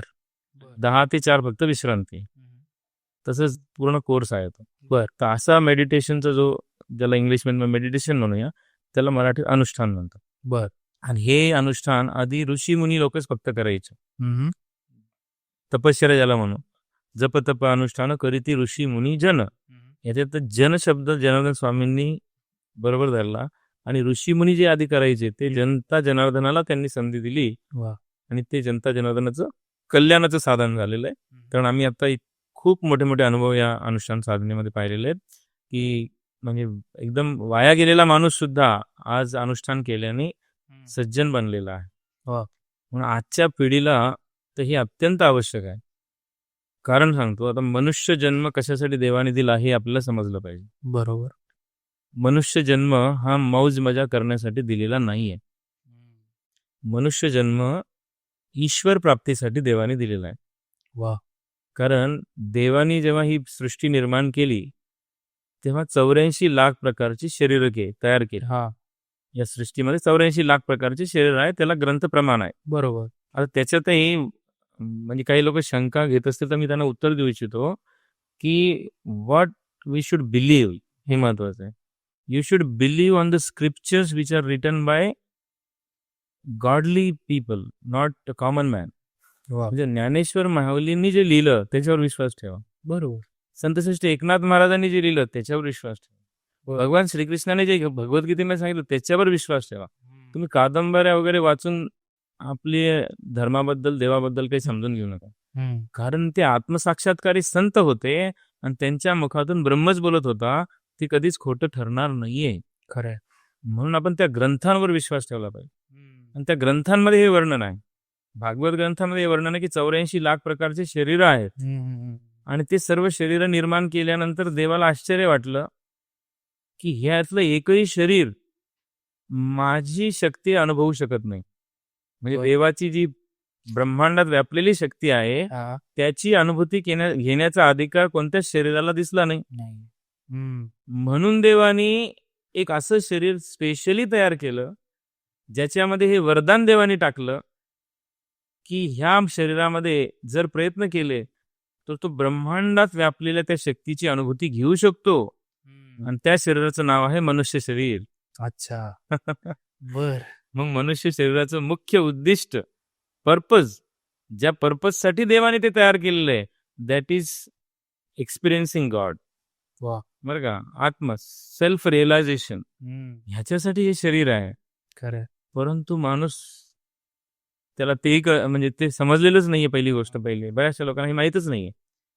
तर ग्रंथ त्याला प्रमाण आहेत की ईश्वर प्राप्ती, मोक्ष प्राप्ती, सेल्फ रिअलायझेशन ह्याच्यासाठीच आपल्याला हे जन्म दिलेला आहे. मौज मजा करण्यासाठी इतर सर्व शरीर दिलेले. वा. आता मग लोक म्हणतील की मग आम्ही काही संन्यासी व्हायचं का, विरक्त राहायचं का, आम्ही लग्न करायचं नाही का, असे प्रश्न पण काही लोकांना येऊ शकतात. आम्ही तेही सांगू इच्छितो की आपण असं म्हणत नाहीये. बघा, प्रपंचात राहून संत एकनाथ महाराजांनी उच्चांक गाठला, संत तुकाराम महाराजांनी उच्चांक गाठला, बरोबर. मनुष्य देहाचं सार्थक केलं, ते आदर्श डोळ्यासमोर ठेवले पाहिजे Correct. की परमार्थ सुद्धा करता येतो प्रपंचात राहून. हम्म. मग प्रत्येकाने ते केलं पाहिजे. त्यांनी काय केलं? प्रपंचात राहून सुद्धा सतत मन मात्र देवाशी कनेक्टेड ठेवलं. बरोबर. तनाने संसारात आहात, तनाने प्रपंचात आहात, पण मनाने ईश्वर चिंतनात राहायला पाहिजे. हे प्रत्येकाचं कर्तव्य आहे. करतो. कारण मनुष्य शरीर त्याच्यासाठी दिलेलं आहे. हम्म. पण मग लोक म्हणतात मग हे मनाला ह्या गोष्टी आवडतात, हा. मग काय करायचं? हा, हा. आम्हाला वाटतं की आम्ही देवाचं चिंतन करावं, देवाची भक्ती करावी, पण हे मन काय आवडत नाही. अशा अनेकांचे प्रॉब्लेम्स आहेत बरं का. हम्म. म्हणजे इच्छा असताना सुद्धा ते नामस्मरण करू शकत नाहीत. बरोबर. इच्छा असताना सुद्धा ते भक्ती मार्गामध्ये प्रोग्रेस करू शकत नाहीत, कारण त्यांचं मन कंट्रोल होत नाही. अनेक वासनांच्या आहारी त्यांचं मन जातं. तर तेही स्वाभाविक आहे, ते बरं. काही अडचण नाही. कारण सांगतो, आपलं मन जे आहे ते करोडो वर्षांपासून आपल्यासोबत आहे. बरोबर. हे शरीर मात्र ह्या जन्माचं आहे. हम्म. शरीर आपला सोबती 70-80 वर्ष राहतो, 90 वर्ष राहील, जसं त्याची आयुष्य असेल. त्याप्रमाणे. त्यानंतर त्याला जाळून टाकलं जाईल, नाही तर पुरून टाकलं जाईल. तर हा शरीर जे आहे ते काही वर्षांचं सोबती आहे. हम्म. पण आपल्या आत बसलेलं जे मन आहे, ते मन मात्र या 70-80 वर्षाचं नाही आहे. हे आपल्याला समजलं पाहिजे बरं. की हे आपलं करोडो वर्षांचं सोबती आहे. कारण ज्या गोष्टी आपल्याला मागच्या जन्मात आवडत होत्या, ते कोणत्या तरी शरीरात का असे ना, त्या गोष्टी ह्याही जन्मात आवडणार आहेत.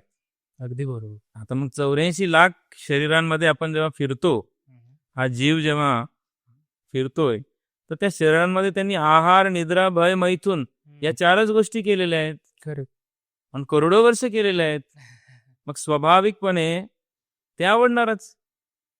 आहार आवडणार, निद्रा आवडणार, सुरक्षा आवडणार आणि मैथुनी आवडणार. बरोबर. हे स्वाभाविक आहे. परंतु मनुष्य शरीर मात्र देवाने त्यासाठी दिलेलं नाही, हे आपल्याला लक्षात आलं पाहिजे की 84 लाख प्रकारच्या शरीरामध्ये आपण ते मौज मजा केलेली आहे. आणि तेच मन आज ह्या शरीरात आलेलं आहे, म्हणून आपल्याला त्या सवयी आहेत. करेक्ट. म्हणून आपल्याला त्या आवडतात, त्या वासना आवडतात, मन त्यामागे लगेच पळतो. तर हे काही प्रॉब्लेम नाही. परंतु आपल्याला ही जाणीव पाहिजे की आपण जे 84 लाख प्रकारच्या शरीरामध्ये केलंय, ते जर ह्या शरीरात सुद्धा जर केलं, तर मग जनावरांमध्ये आणि आपल्यामध्ये काय फरक राहील? अगदी बरोबर. देवाने हे शरीर तर त्यासाठी दिलेलं नाही. नाहीये. देवाने मनुष्य शरीर मन निग्रहासाठी दिलेलं आहे, मनोरंजनासाठी नाही. नाही. वा.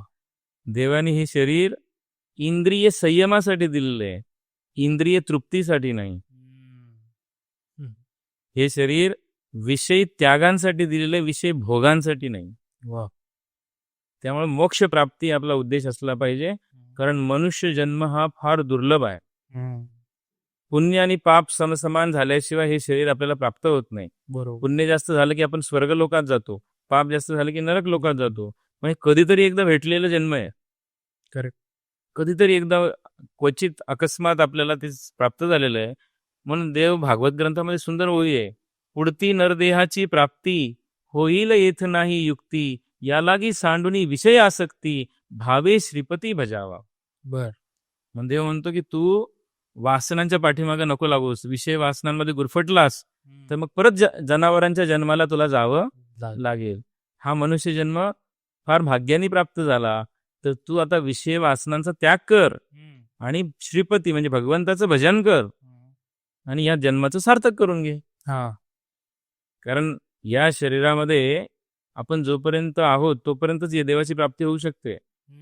जर हे शरीर गेलं आणि तुम्हाला जनावराचं शरीर भेटलं, तुम्हाला गोमातामध्ये जन्माला आले, कुत्र्यामध्ये बांजरामध्ये गेले, त्या जन्मामध्ये देवाची प्राप्ती होणार नाही. हे शक्य नाही. फक्त मनुष्य शरीरातच ते वरदान आहे. म्हणून ह्या शरीराचा उपयोग आपण ईश्वर प्राप्तीसाठी म्हणजेच भक्तीसाठी केला पाहिजे, हा मुद्दा आहे. तर आपण ह्या अनुष्ठान परंपरेबद्दल बोलत होतो. तर ही अनुष्ठान परंपरा ही करायला लावते. बर. ईश्वर प्राप्ती अनुष्ठान केल्याशिवाय होणारच नाही. मनुष्य जन्माला आले तर तपेविन दैवत, दिदल्याविन प्राप्त, गुजेविन हित कोण सांगे. तसं तपेविन दैवत म्हणजे अनुष्ठान केल्याशिवाय तुम्हाला देवप्राप्ती होणार नाही. होणार. मग अनुष्ठान करावंच लागेल. करेक्ट. कारण सगळे इंद्रिय जोपर्यंत तुम्ही देवाकडे लावणार नाही तोपर्यंत तुमच्या मनातल्या वासना संपणार नाहीत. मनातल्या वासना जोपर्यंत संपणार नाही तोपर्यंत तो हृदयात बसलेला परब्रह्म आपल्याला दिसणारच नाही, अनुभवाला येणारच नाही. म्हणून हाच मार्ग आहे. म्हणजे मनुष्य जन्म सार्थक करायचा असेल तर अनुष्ठान करावंच लागणार. हे सगळ्यांसाठी आहे. कोणतं धर्म याला अपवाद नाही बरं का. इस्लाम असो, ख्रिश्चन असो, हिंदू असो, सगळ्यांनी अनुष्ठान केलं पाहिजे. बरं का. याच्यात कोणताही भेदभाव नाहीये. कारण त्यांनाही मनुष्य शरीर भेटलेलं आहे. बरोबर. त्यांनाही मनुष्य शरीर भेटलेलं आहे. आणि ईश्वर प्राप्ती म्हणजे काय हे जर अजून तुम्हाला समजून घ्यायचं असेल तर, कारण लोक म्हणतील काय करायचं देवाची प्राप्ती करून, मी सुखी आहे असे म्हणणारे लोक आहेत बरं का. त्यामुळे आम्ही चांगलं आहोत, आम्ही हमदो हमारे दो मध्ये मजेशीर आहोत. मग कशाला त्या तपश्चर्येमध्ये, कशाला अनुष्ठानामध्ये राहायचं. तर त्याचंही उत्तर ऐकायचं आहे की आपण ज्याला सुख म्हणतोय ते खरं सुख आहे का, हा प्रश्न आपल्याला पडला पाहिजे. कारण अंबानी समजा एक उदाहरण घेतलं, ज्यांनी लग्नाला 5,000 कोटी रुपये खर्च केले, तो सुखी आहे का? नाही. त्याच्या मुलाला रोग आहे, तो सुखी नाहीये. त्यालाही अनेक टेन्शन्स आहेत, तो सुखी नाहीये. मग पूर्ण सुखी कोणी आहे का या जगात? कोणीच नाही. कोणीच नाही. रामदास स्वामींनी ते सांगितले की किती शोधलं तर या जगात असा कोणीच नाहीये जो पूर्णपणे सुखी आहे. करेक्ट. बरोबर. कारण सांग, कारण आपल्याला प्रमुख 4 दुःख आहेत जे जगातल्या कोणत्याही माणसाला सुटलेले नाहीत. या जगामध्ये जोही जन्माला आला त्याला 4 दुःख कंपल्सरी आहेत. जन्म मृत्यू जरा रोगे पीडितम कर्मबंधने. पहिलं दुःख आहे मृत्यूचं दुःख. कोणाला आवडतं का मृत्यू? नाही. खरं. मरणार सगळेच आहेत, सगळे मरणार आहेत, पण आपल्याला मृत्यू आवडत नाही. त्याचं दुःख आहे. रोग दुसरं दुःख, कोणालाही आवडत नाही, पण शरीर आहे म्हणजे रोग आहे. तिसरं म्हातारपण. कोणी थांबू शकलं का? नाही. मायकल जॅक्सन थांबू शकला नाही. कितीतरी लोकांनी प्रयत्न केले तरी म्हातारपण थांबू शकले नाही. ते दुःख आहे की नाही. जन्म मृत्यू जरा रोग आहे. आणि चौथं दुःख आहे जन्माचं. जन्माचं सुद्धा दुःख आहे बरं का. आपण कधी गर्भ सुख म्हणत नाही, गर्भवास म्हणतो. कारण गर्भात राहणं हे काही आनंदाची गोष्ट नाही. 9 महिने उलट राहणं छोट्याशा आईच्या पोटामध्ये आणि तिच्या मलमूत्रांमध्ये, लक्षात घ्या त्याच्यामध्ये अनेक प्रकारचं रक्त, मल, मूत्र, खूप यातना त्या जीवाला भोगाव्या लागतात. लहान बाळाला खूप यातना भोगाव्या लागतात. तेव्हाच तो देवाला प्रार्थना करतो की मला ह्या नरकातून काढ बाहेर. आणि तेव्हा तो देवाला शब्द देतो की मी येथून बाहेर पडल्यावर तुझंच चिंतन करेल. अच्छा. पण तो जसा बाहेर निघतो तसं तो विसरतो. तो देवाला विसरून जातो आणि मायेच्या प्रभावाने तो देवाची भक्ती करत नाही. तर हे सत्य आहे की आपण ह्या 4 दुःखांना बळी पडलेलो आहोत. जन्म मृत्यू जरा रोगे. नेहमी आपल्याला ह्या दुःखांमध्ये भोग भोगावे लागतात. पुनरपि जन्मम पुनरपि मरणम पुनरपि जठरे जननी शयनम. शंकराचार्यांचं वाक्य आहे. आपण परत परत जन्म घेतोय, परत परत मरतोय. वासना शिल्लक राहिली, परत जन्म घेणार, परत दुःख भोगणार, परत रोग होणार, परत मृत्यू होणार, परत म्हातारपण होणार. हा राड गाडगाचं चित्र चालू आहे. म्हणून संत लोक काय म्हणतात, तू किती दिवस हे दुःख भोगणार आहेत. तू मनुष्य जन्माला आलायस हे दुःख संपवण्यासाठी आलायस. करेक्ट. जन्म मृत्यू जरा रोगाला तोडण्यासाठी आलेला आहेस. तू याच्यात अडकण्यासाठी आलेला नाहीये. म्हणून वासनांना शून्य कर आणि या 4ही दुःखांना परमनंटली डिस्ट्रॉय कर. म्हणजे मोक्ष प्राप्ती. आणि तिथं दुःख नावाची गोष्ट नाहीये. देवाजवळ दुःख नावाची गोष्ट नाहीये, कारण तो सच्चिदानंद आहे. बरोबर. सच्चिदानंद पण नावच काय त्याचं, सच्चित आनंद. जिथं दुःख नावाची गोष्टच नाहीये. मग एकदा तुम्ही देवाला प्राप्त केलं, त्याची अनुभूती घेतली, तर तुम्ही सगळे दुःख संपवून टाकले. परत तुम्हाला शरीराचे दुःख भोगावे लागणार नाही. करेक्ट. त्यालाच म्हणतात मोक्ष. मग इतकं जर देवाने सांगितलेलं की ह्या शरीराचं पर्पज हे आहे, तर आपण ते सोडून मात्र सगळे उद्योग करत राहतो. तर इथं कुठेतरी आपल्याला निदान जाणीव पाहिजे की मी कशासाठी जन्माला आलो, देव माझ्याकडून काय अपेक्षा करतो, हे आपल्याला जाणीव तरी पाहिजे. कारण इतकं सहजासहजी मन परिवर्तन होणं सोपं नाही.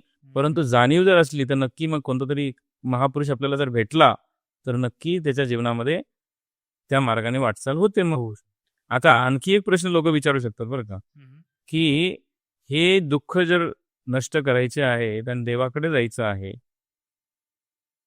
ते शरीरामुळे दुःख आहेत. बरोबर शरीर नसलं असतं तर दुःख नसले असते. बरोबर बरोबर ना.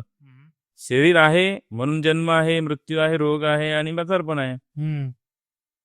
मग ते शरीराचाच त्याग करून टाकला तर मिळेल का देव? म्हणजे आत्महत्या करायची का? नाही. हे देवाने अशी दुहेरी तलवार इथे वापरलेली आहे. जसं चाकू चांगल्या पर्पजसाठी वापरला तर चांगली भाजी बनवून खाता येते, आणि त्याच चाकून एखाद्याचा खून करता येतो. करेक्ट. चाकू एकच आहे, तसं शरीर एकच आहे. त्याचा जर तुम्ही भक्तीसाठी वापर केला तर देवाची प्राप्ती होईल, आणि त्याची जर विषय भोगांसाठी वापर केला तर नरकात जा, दुसऱ्या जनावरांच्या शरीरात जा. Choice is yours. म्हणजे मनुष्य जन्माला येऊन तुम्ही काय करायला पाहिजे, तर आपण भगवंताच्या प्राप्तीसाठी प्रयत्न केले पाहिजे, भक्ती केली पाहिजे, न की वासना वाढवून जनावरांच्या शरीरात गेलं पाहिजे.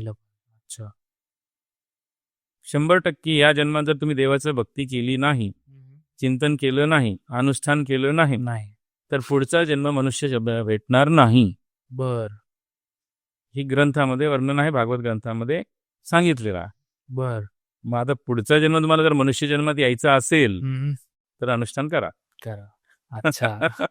त्याची संधी आम्ही देतो आपल्याला. कारण आता त्याबद्दल थोडं सांगा. कारण आता जे मी सांगितलं ते स्थळ, काळ आणि वेळ. तर वर्षामध्ये जगद्गुरु जनार्दन स्वामींनी काही परंपरा आधीपासूनच चालू केलेल्या आहेत. अनुष्ठान कधी कधी करतात. गुढीपाडवा हा आपल्या भारतीय संस्कृतीचा पहिला दिवस वर्षाचा. त्या दिवशी त्या जातेगावच्या डोंगरावर पहिलं अनुष्ठान सुरू झालं. अनुष्ठान ही परंपरा सुरू झाली जातेगावला. 5च व्यक्तींना बाबाजींनी अनुष्ठानला बसवलं होतं आणि गुढीपाडव्याच्या मुहूर्तावर बसवलं होतं. त्या दिवसापासून ती अनुष्ठानाची गंगा सुरू झाली. आज लाखो लोक त्याचे अनुयायी झालेले आहेत आणि अनेकांना लाभ झालेला आहे. तर अनुष्ठान ही गुढीपाडव्याला दरवर्षी जातेगावच्या डोंगरावर आजही आहे. ते विद्यमान शांतिगिरी महाराजच सगळं करतात. दुसरं अनुष्ठान असतं अक्षय तृतीयेला. अक्षय तृतीया हे 3.5 मुहूर्तापैकी एक मुहूर्त. तर त्या अक्षय तृतीयेच्या मुहूर्तावर एक अनुष्ठान वेरूळ या तीर्थक्षेत्रावर असतं. पुढचं अनुष्ठान असतं गुरुपौर्णिमेला. गुरुपौर्णिमाला बालगोपालांचं अनुष्ठान असतं विद्यार्थ्यांचं, ते वेरूळला होतं. चौथं अनुष्ठान असतं नागपंचमीला. हे श्रावण महिन्यामध्ये नागपंचमीच्या मुहूर्तावर सुरू होतं त्र्यंबकेश्वरला. ही जनार्दन स्वामींनीच सुरू केलेली परंपरा आहे. त्याच्यानंतर पुढचे अनुष्ठान जे असतात, काशीला आश्रम झालेले आहे जनार्दन स्वामींचं, त्या ठिकाणी वर्षातून एक अनुष्ठान असतं. खलघाट मध्य प्रदेश नर्मदा तीरावर एक अनुष्ठान असतं. त्याच्यानंतर ललित पंचमी जे जनार्दन स्वामींची जन्मोत्सव आहे त्यासाठी एक अनुष्ठान असतं. त्याच्यानंतर मातोश्री महासामाता पुण्यतिथी, जे जगद्गुरु जनार्दन स्वामींची आई होत्या, त्यांच्या पुण्यतिथीच्या पर्वकाला फक्त माता भगिनींसाठी अनुष्ठान असतं. आणि विद्यमान बाबाजींचाही मातोश्री फुला माता या दोघांचाही पुण्यतिथीचा सोहळा हा अनुष्ठानाने साजरा केला जातो. त्याच्यानंतर वेरूळला सगळ्यात मोठा कार्यक्रम दरवर्षी जो होतो त्याचं नाव आहे पुण्यतिथीचा सोहळा. बघा, हे सगळे कार्यक्रम जे असतात वर्षातून 12-13 कार्यक्रम होतात. त्याचा सगळ्यात मोठा कार्यक्रम जो असतो तो नोव्हेंबर-डिसेंबर महिन्यात होतो. आणि तो असतो जगद्गुरु जनार्दन स्वामींच्या पुण्यतिथीचा कार्यक्रम, जो ह्या वर्षी तुम्ही जर म्हणाल तर 2025 मध्ये 2 डिसेंबरला तो मुहूर्त आहे. मार्गशीर्ष शुद्ध द्वादशी हा मुहूर्त महानिर्वाणाचा जनार्दन स्वामींचा आहे. जनार्दन स्वामींचं महानिर्वाण ह्या मुहूर्तावर झाल्यामुळं त्या मुहूर्ताला लागून 7 दिवस आपण सप्ताह साजरा करतो आणि त्याच्यात खूप मोठ्या प्रमाणात लोकांचं कल्याण होतं. कसं तर त्याच्यात हे उपक्रम आहेत. कोणते? अनुष्ठान.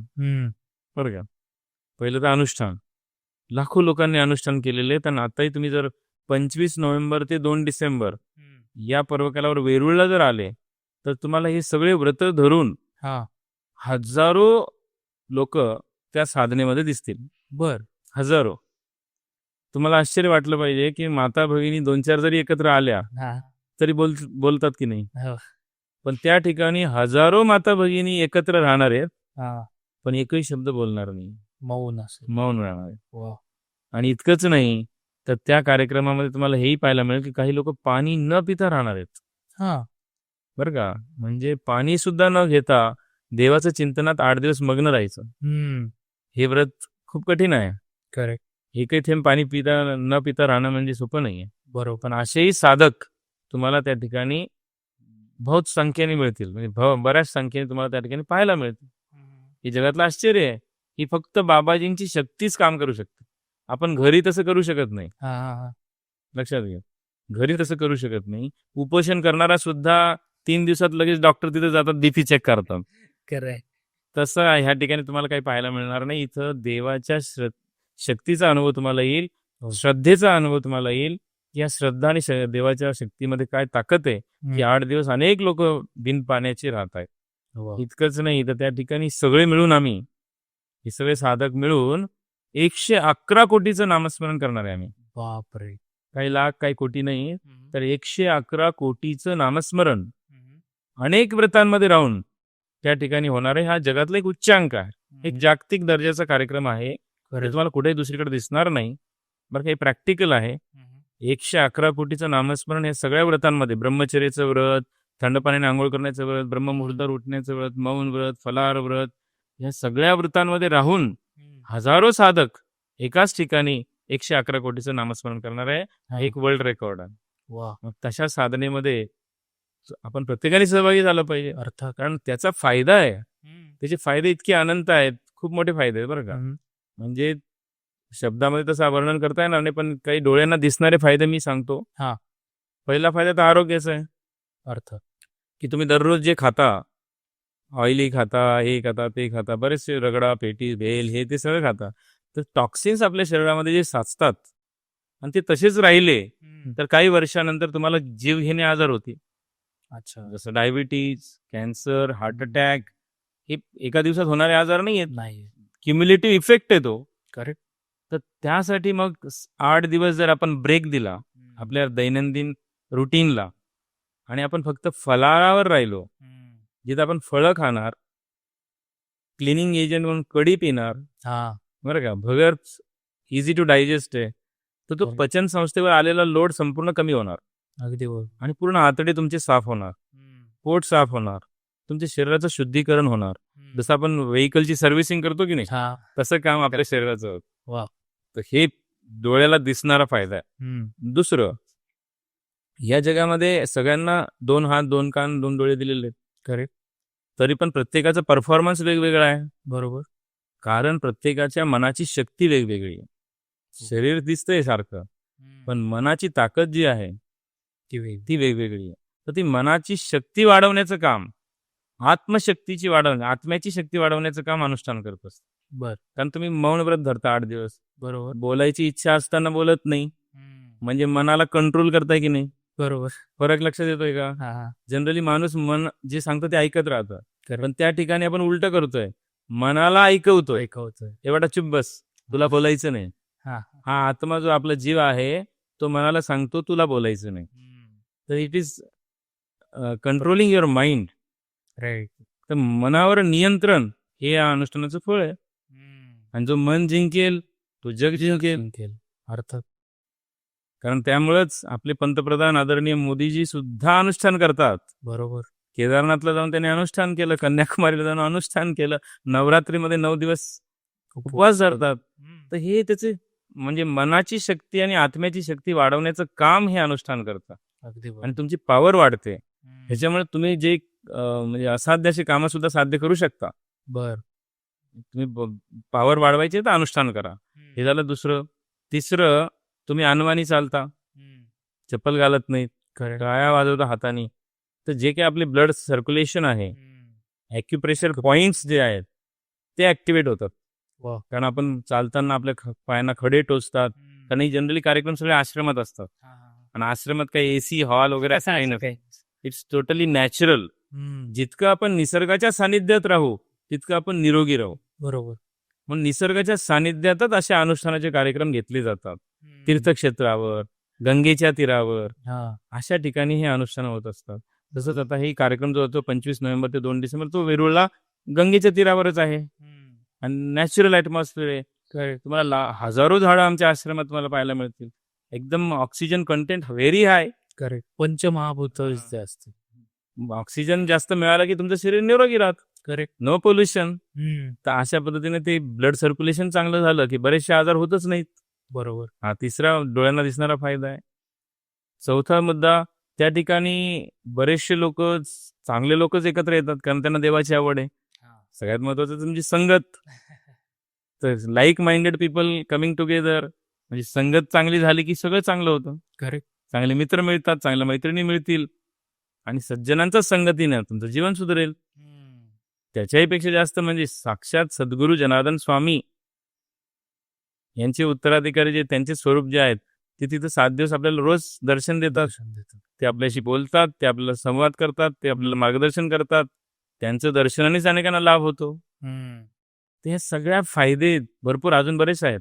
हे बघा, देवाची आवड सुद्धा त्या अनुष्ठानानेच होणार आहे. कारण जनार्दन स्वामींचे वाक्य आजपर्यंत एकही वाक्य खोटं ठरलेलं नाहीये बरं का. वाचा सिद्धी होती त्यांना. त्यांच्या अमृतवाणी त्या अनुष्ठानाबद्दल ते काय बोलले, जनार्दन स्वामी काय सांगतात की जो अनुष्ठानाला बसतो त्याचा अर्ध पाप बाबांना घ्यावं लागतं. अच्छा. म्हणजे ही आध्यात्मिक गोष्ट आहे. बरोबर. म्हणजे तुम्ही पापमुक्त व्हाल. करेक्ट. दुसरी गोष्ट ते सांगतो की जो अनुष्ठानाला बसतो त्याच्या आईकडचे 21 कुळं आणि वडिलांच्याकडचे 21 कुळं यांचा उद्धार होतो. बर. म्हणजे हे फार मोठी गोष्ट आहे. तसं जर त्याचं सखोल अभ्यास केला तर कळेल की आध्यात्मिक मार्गामध्ये अनुष्ठान करणं किती चांगलं आणि किती महत्वाचं आहे. बरोबर. मग ते सुद्धा बाबाजींनी सांगितलेलं आहे. बाबाजींनी तर त्याच्याही पुढे हे म्हणलेलं की जर मनुष्य जन्माला आलो आणि अनुष्ठान नाही केलं तर त्यांनी एक उदाहरण दिलं.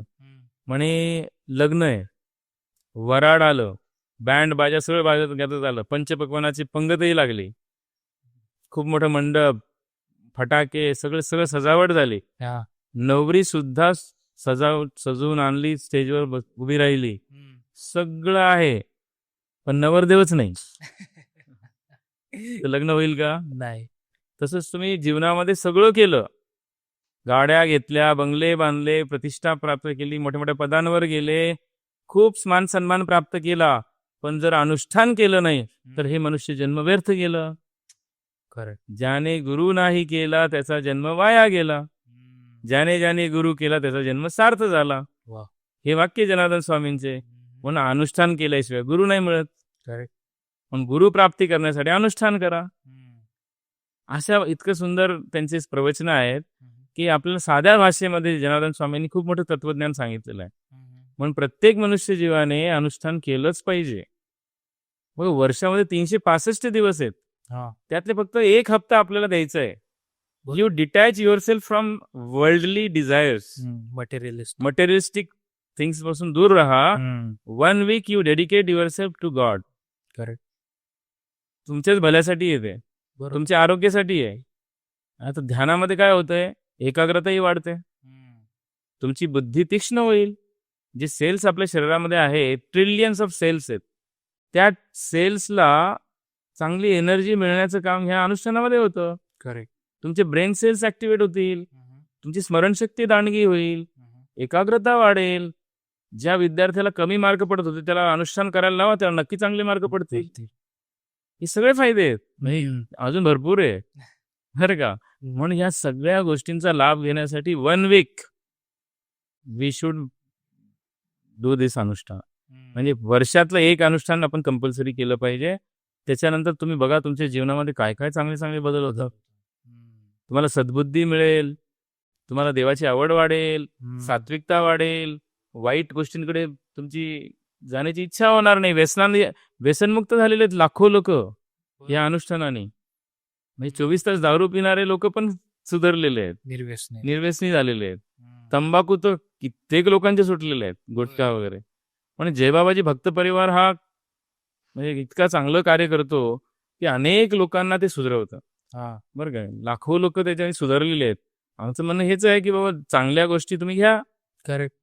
जर वर्षातून एक अनुष्ठान केल्याने तुम्हाला इतकं मोठे लाभ होत असतील तर आपण ते घेतलं पाहिजे. बरोबर.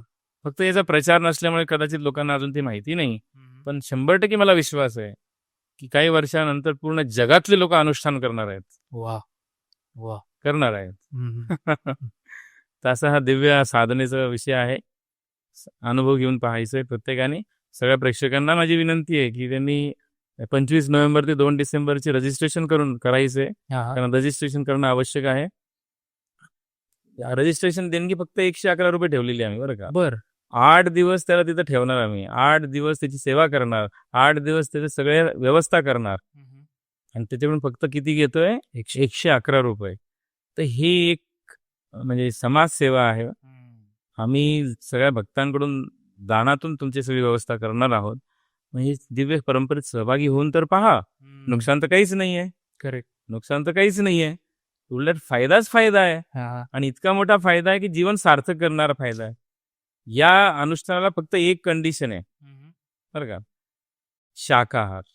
बाकी काही कंडिशन नाही, मांसाहार नाही. बरं का. शाकाहारी राहणं मात्र तुम्हाला कंपल्सरी राहील.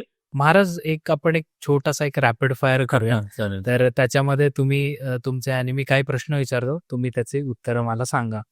आता आपण यज्ञ करतो, जसं तुम्ही अनुष्ठान सांगितलं, यज्ञ सांगितलं, तर यज्ञात तूप का वापरलं जातं? तूप सुद्धा गोमातेचंच तूप असलं पाहिजे. ते ट्रायग्लिसराईड असतात, फॅटी असतात. तर त्याचं रिॲक्शन जे होते, तूप, लाकूड आणि अग्नी यांचा संगम झाल्यानंतर फॉर्मल्डिहाइड तयार होतं.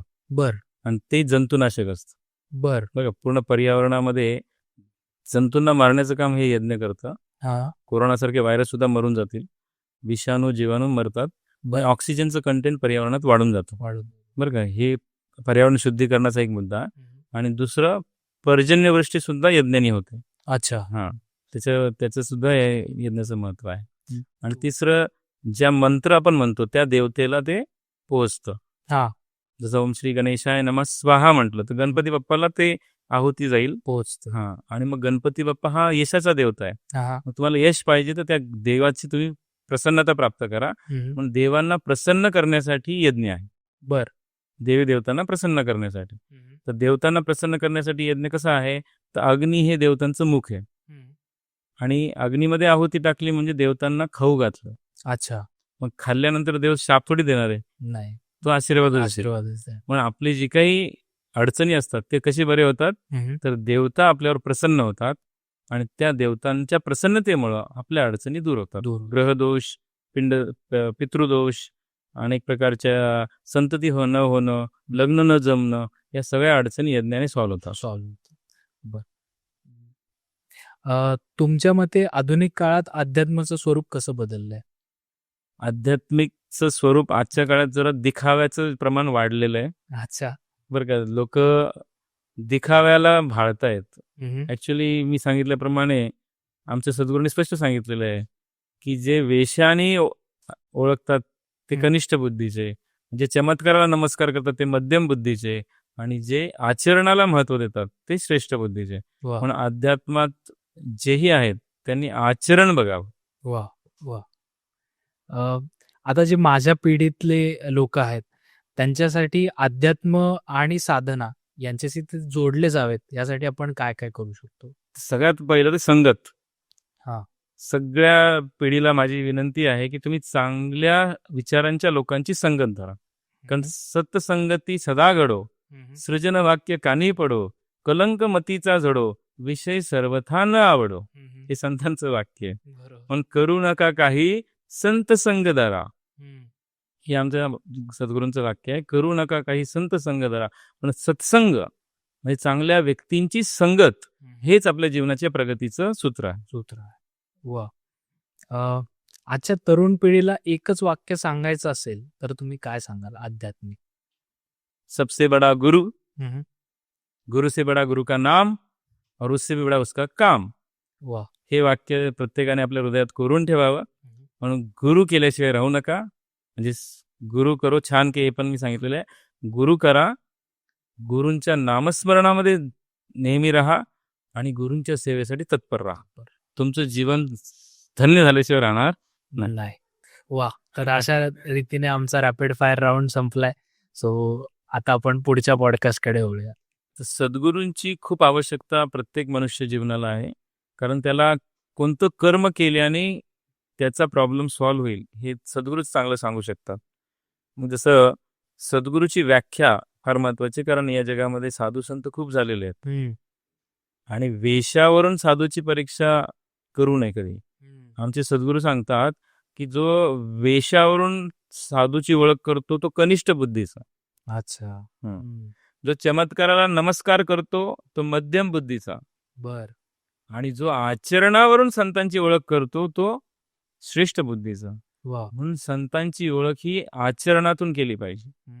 कारण जगद्गुरू जनार्दन स्वामींनी ज्या ग्रंथावर अत्यंत प्रेम केलेलं आहे ते एकनाथी भागवत ग्रंथामध्ये अध्याय नंबर 8 मध्ये आणि ओवी नंबर 120 देव काय म्हणतात की कनक कनी कामिनी ज्यासी नावडे मनी होनी तोची जनार्दनु जनी भरवसेनी ओळख पा.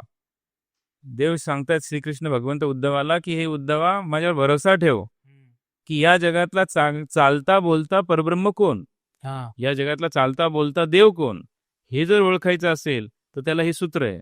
काय सूत्र आहे? कनक कनी कामिनी. कनक म्हणजे सोनं, कामिनी म्हणजे स्त्री. म्हणजे ज्याला मनापासून स्त्री आणि संपत्ती, धन, पैसा हे आवडत नाही. अच्छा. बरं का? ज्याला मनापासून स्त्री आणि पैशाचा आवड नाही तोच या जगातला चालता बोलता देव आहे. वा. मग सद्गुरूला ओळखण्याची पहिली खूण आहे. ज्याला ह्या दोन गोष्टीच्या अजिबात मोह नसला पाहिजे. दुसरं एक देवाने सांगितलेलं आहे, जे का रंजले गांजले त्यासी म्हणे जो आपुले तोची साधू ओळखावा देव तेथीची जाणावा. म्हणजे जो रंजल्या गांजलेल्यांना जवळ करतो तो खरा साधू. बरं का?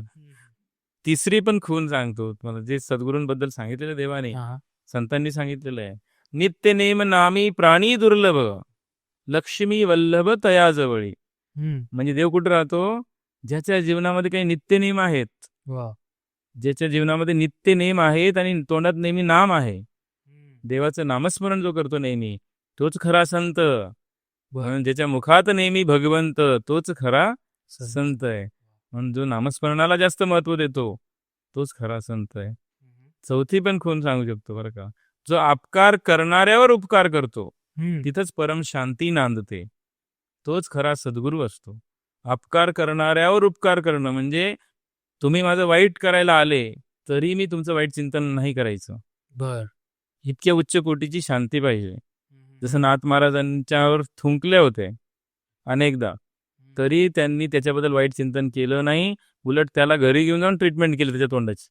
अच्छा. तर अशी शक्ती संतांमध्ये असते ज्यांनी अपकार करणाऱ्यांवर उपकार केलेला आहे. म्हणून जगद्गुरू शांतिगिरी महाराज, जगद्गुरू जनार्दन स्वामी हे त्या पंक्तीतले संत आहेत जे अपकार करणाऱ्यावर उपकार करतात. हा माझा 30 वर्षाचा अनुभव आहे. म्हणून सद्गुरू कोणाला केलं पाहिजे हे आपल्याला समजलं पाहिजे. करेक्ट. सद्गुरू हे ब्रह्ममुहूर्तावर कधीही झोपलेले दिसणार नाहीत तुम्हाला. पहाटे 4 वाजता ते कधीही झोपलेले तुम्हाला दिसणार नाहीत, कारण तो मुहूर्तच देवाचा आहे. करेक्ट. ही पण थंब रूल आहे. मग ओळखायला सोपं आहे की जो पहाटे 4 वाजता जागा असतो तोच सद्गुरू होऊ शकतो. भागवतामध्ये ओवी सुद्धा आहे. भगवान श्रीकृष्ण सांगतात की जो शिष्याची मरणचिंता निवारतो, म्हणजे शिष्याच्या मनातून मरणाची भीती काढून टाकतो तोच खरा सद्गुरू. वा. म्हणजे तो स्वतः मरणापासून भय त्याला नाहीये, म्हणजे जो मरणाला घाबरत नाही तो सद्गुरू. वा. आमचे सद्गुरूंनी ते आम्ही पाहिलेलं आहे. कोरोनासारख्या महामारीमध्ये 1 मिनिट त्यांनी निवांत राहिलेले नाही. कोरोनासारख्या महामारीत खूप कामं शांतिगिरी महाराजांनी केलेली आहे, कधी घाबरले नाही ना. हा मी डोळ्यात देखत पाहिलेलं आहे. त्याच्याही पुढे देव म्हणतो, मंत्रतंत्र उपदेशिती गुरु आहे तर घरोघरी आयती, जो शिष्याशी सद्वस्तूशी जोडिती त्यास श्रीकृष्ण सद्गुरू मानिती. म्हणजे तुम्हाला भगवंताशी जोडण्याचं काम जो करतो तोच खरा सद्गुरू. बरं का? तुमच्या जीवाला शिवाशी जोडण्याचं काम त्याने केलं पाहिजे, बरं का? तोच खरा सद्गुरू. म्हणजे त्याचा अर्थ असा होतो की पहिले तो जोडलेला पाहिजे. खरं. बरं का? म्हणून जे आत्मसाक्षात्कारी संत असतात त्यांना ओळखलं पाहिजे, तरच त्यांना आपण सद्गुरू केलं पाहिजे. गुरु करो त्यामुळे पाणी पिओ छान के गुरु करो पहिचान के. पण एकदा का सद्गुरू प्राप्त झाले तर मात्र मग त्यांनी सांगितलेलं फक्त ऐकायचं काम आपलं उरतं. कारण सद्गुरू हे परब्रह्म स्वरूप असतात. आम्हा सद्गुरू तोची परब्रह्म ऐसा नित्य निजभाव सप्रेम हीची गुरु सेवा उत्तमोत्तम शिष्य परब्रह्म स्वय होय. हे नाथ महाराज सांगतात की शिष्याने कसं राहायला पाहिजे, शिष्याने गुरुंना काय मानलं पाहिजे. पण सद्गुरूंची नितांत आवश्यकता आज या जगाला आहे. कारण भरकटलेलं आहे. लक्षात घ्या, म्हणजे लोकांना काय केलं पाहिजे हेच समजलं नाही तर ते काय करणार. कुठेही भटकत राहण्यापेक्षा आपण सद्गुरू केले पाहिजे. आणि सद्गुरूंच्या ह्या सगळ्या लक्षणं मी तुम्हाला सांगितलेल्या आहेत. या लक्षणांमध्ये जो बसतो त्याला सद्गुरू करा. आणि एकदा का त्याचा हात धरला, बरं का, एकदा का त्याचा हात धरला म्हणजे त्यांचे परंपरेत आले तर मात्र फक्त आज्ञा पालन करा. मग आपलं डोकं तिथं चालवायचं नाही. कारण गुरु हे परब्रह्म असतात. त्यांची लीला त्यांनाच कळते. पण आपण त्यांचं ऐकत राहायचं. ऑटोमॅटिकच आपली उन्नती होत राहते. बघा, गुरु शिवाय आपण देवाला कधीही प्राप्त करू शकत नाही. याची 2-3 उदाहरणं देतो. जसं लाकडाचा ठोकळा आणि लोखंडाचा तुकडा. लोखंडाचा ठोकळा जर पाण्यात टाकला तो बुडून जाईल की नाही? बरोबर. तोच लाकडाचा ठोकळा टाकला तर बुडेल का? नाही. मग आता आपल्याला जर लोखंडाचा जो तुकडा आहे त्याला बुडू द्यायचं नाहीये तर मग त्याला लाकडाच्या ठोकळ्यावर बांधून घ्या. या ठिकाणी लाकडाचा ठोकळा म्हणजे सद्गुरू आणि लोखंडीचा तुकडा म्हणजे आपण. बरं का, म्हणजे आपण भवसागरामध्ये बुडत आहोत. सद्गुरू हे परब्रह्म स्वरूप आहेत. ते भवसागराला पार करून गेलेले आहेत. मग त्यांचा हात धरला तर तुम्ही सुद्धा बुडणार नाही. बरोबर. भवसागरातून तुम्ही सुद्धा तरुण जा. बघा, असं सुंदर उदाहरण त्या ठिकाणी आहे.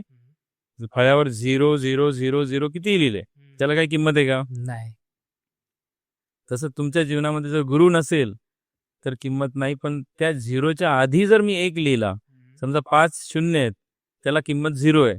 पण त्या 5 शून्याच्या आधी जर मी 1 लिहिला तर त्याची किंमत होते 1,00,000. तसं आपल्या शून्य जीवनाला जर सद्गुरू रूपी 1 जोडला तर आपली किंमत ऑटोमॅटिकच वाढून जाते आणि जीवन सार्थकी ठरतं. आपले मनुष्य जीवन सार्थकी टकतं. कारण कोणतं कर्म केलं पाहिजे हे सद्गुरूशिवाय चांगलं कोणी सांगू शकत नाही.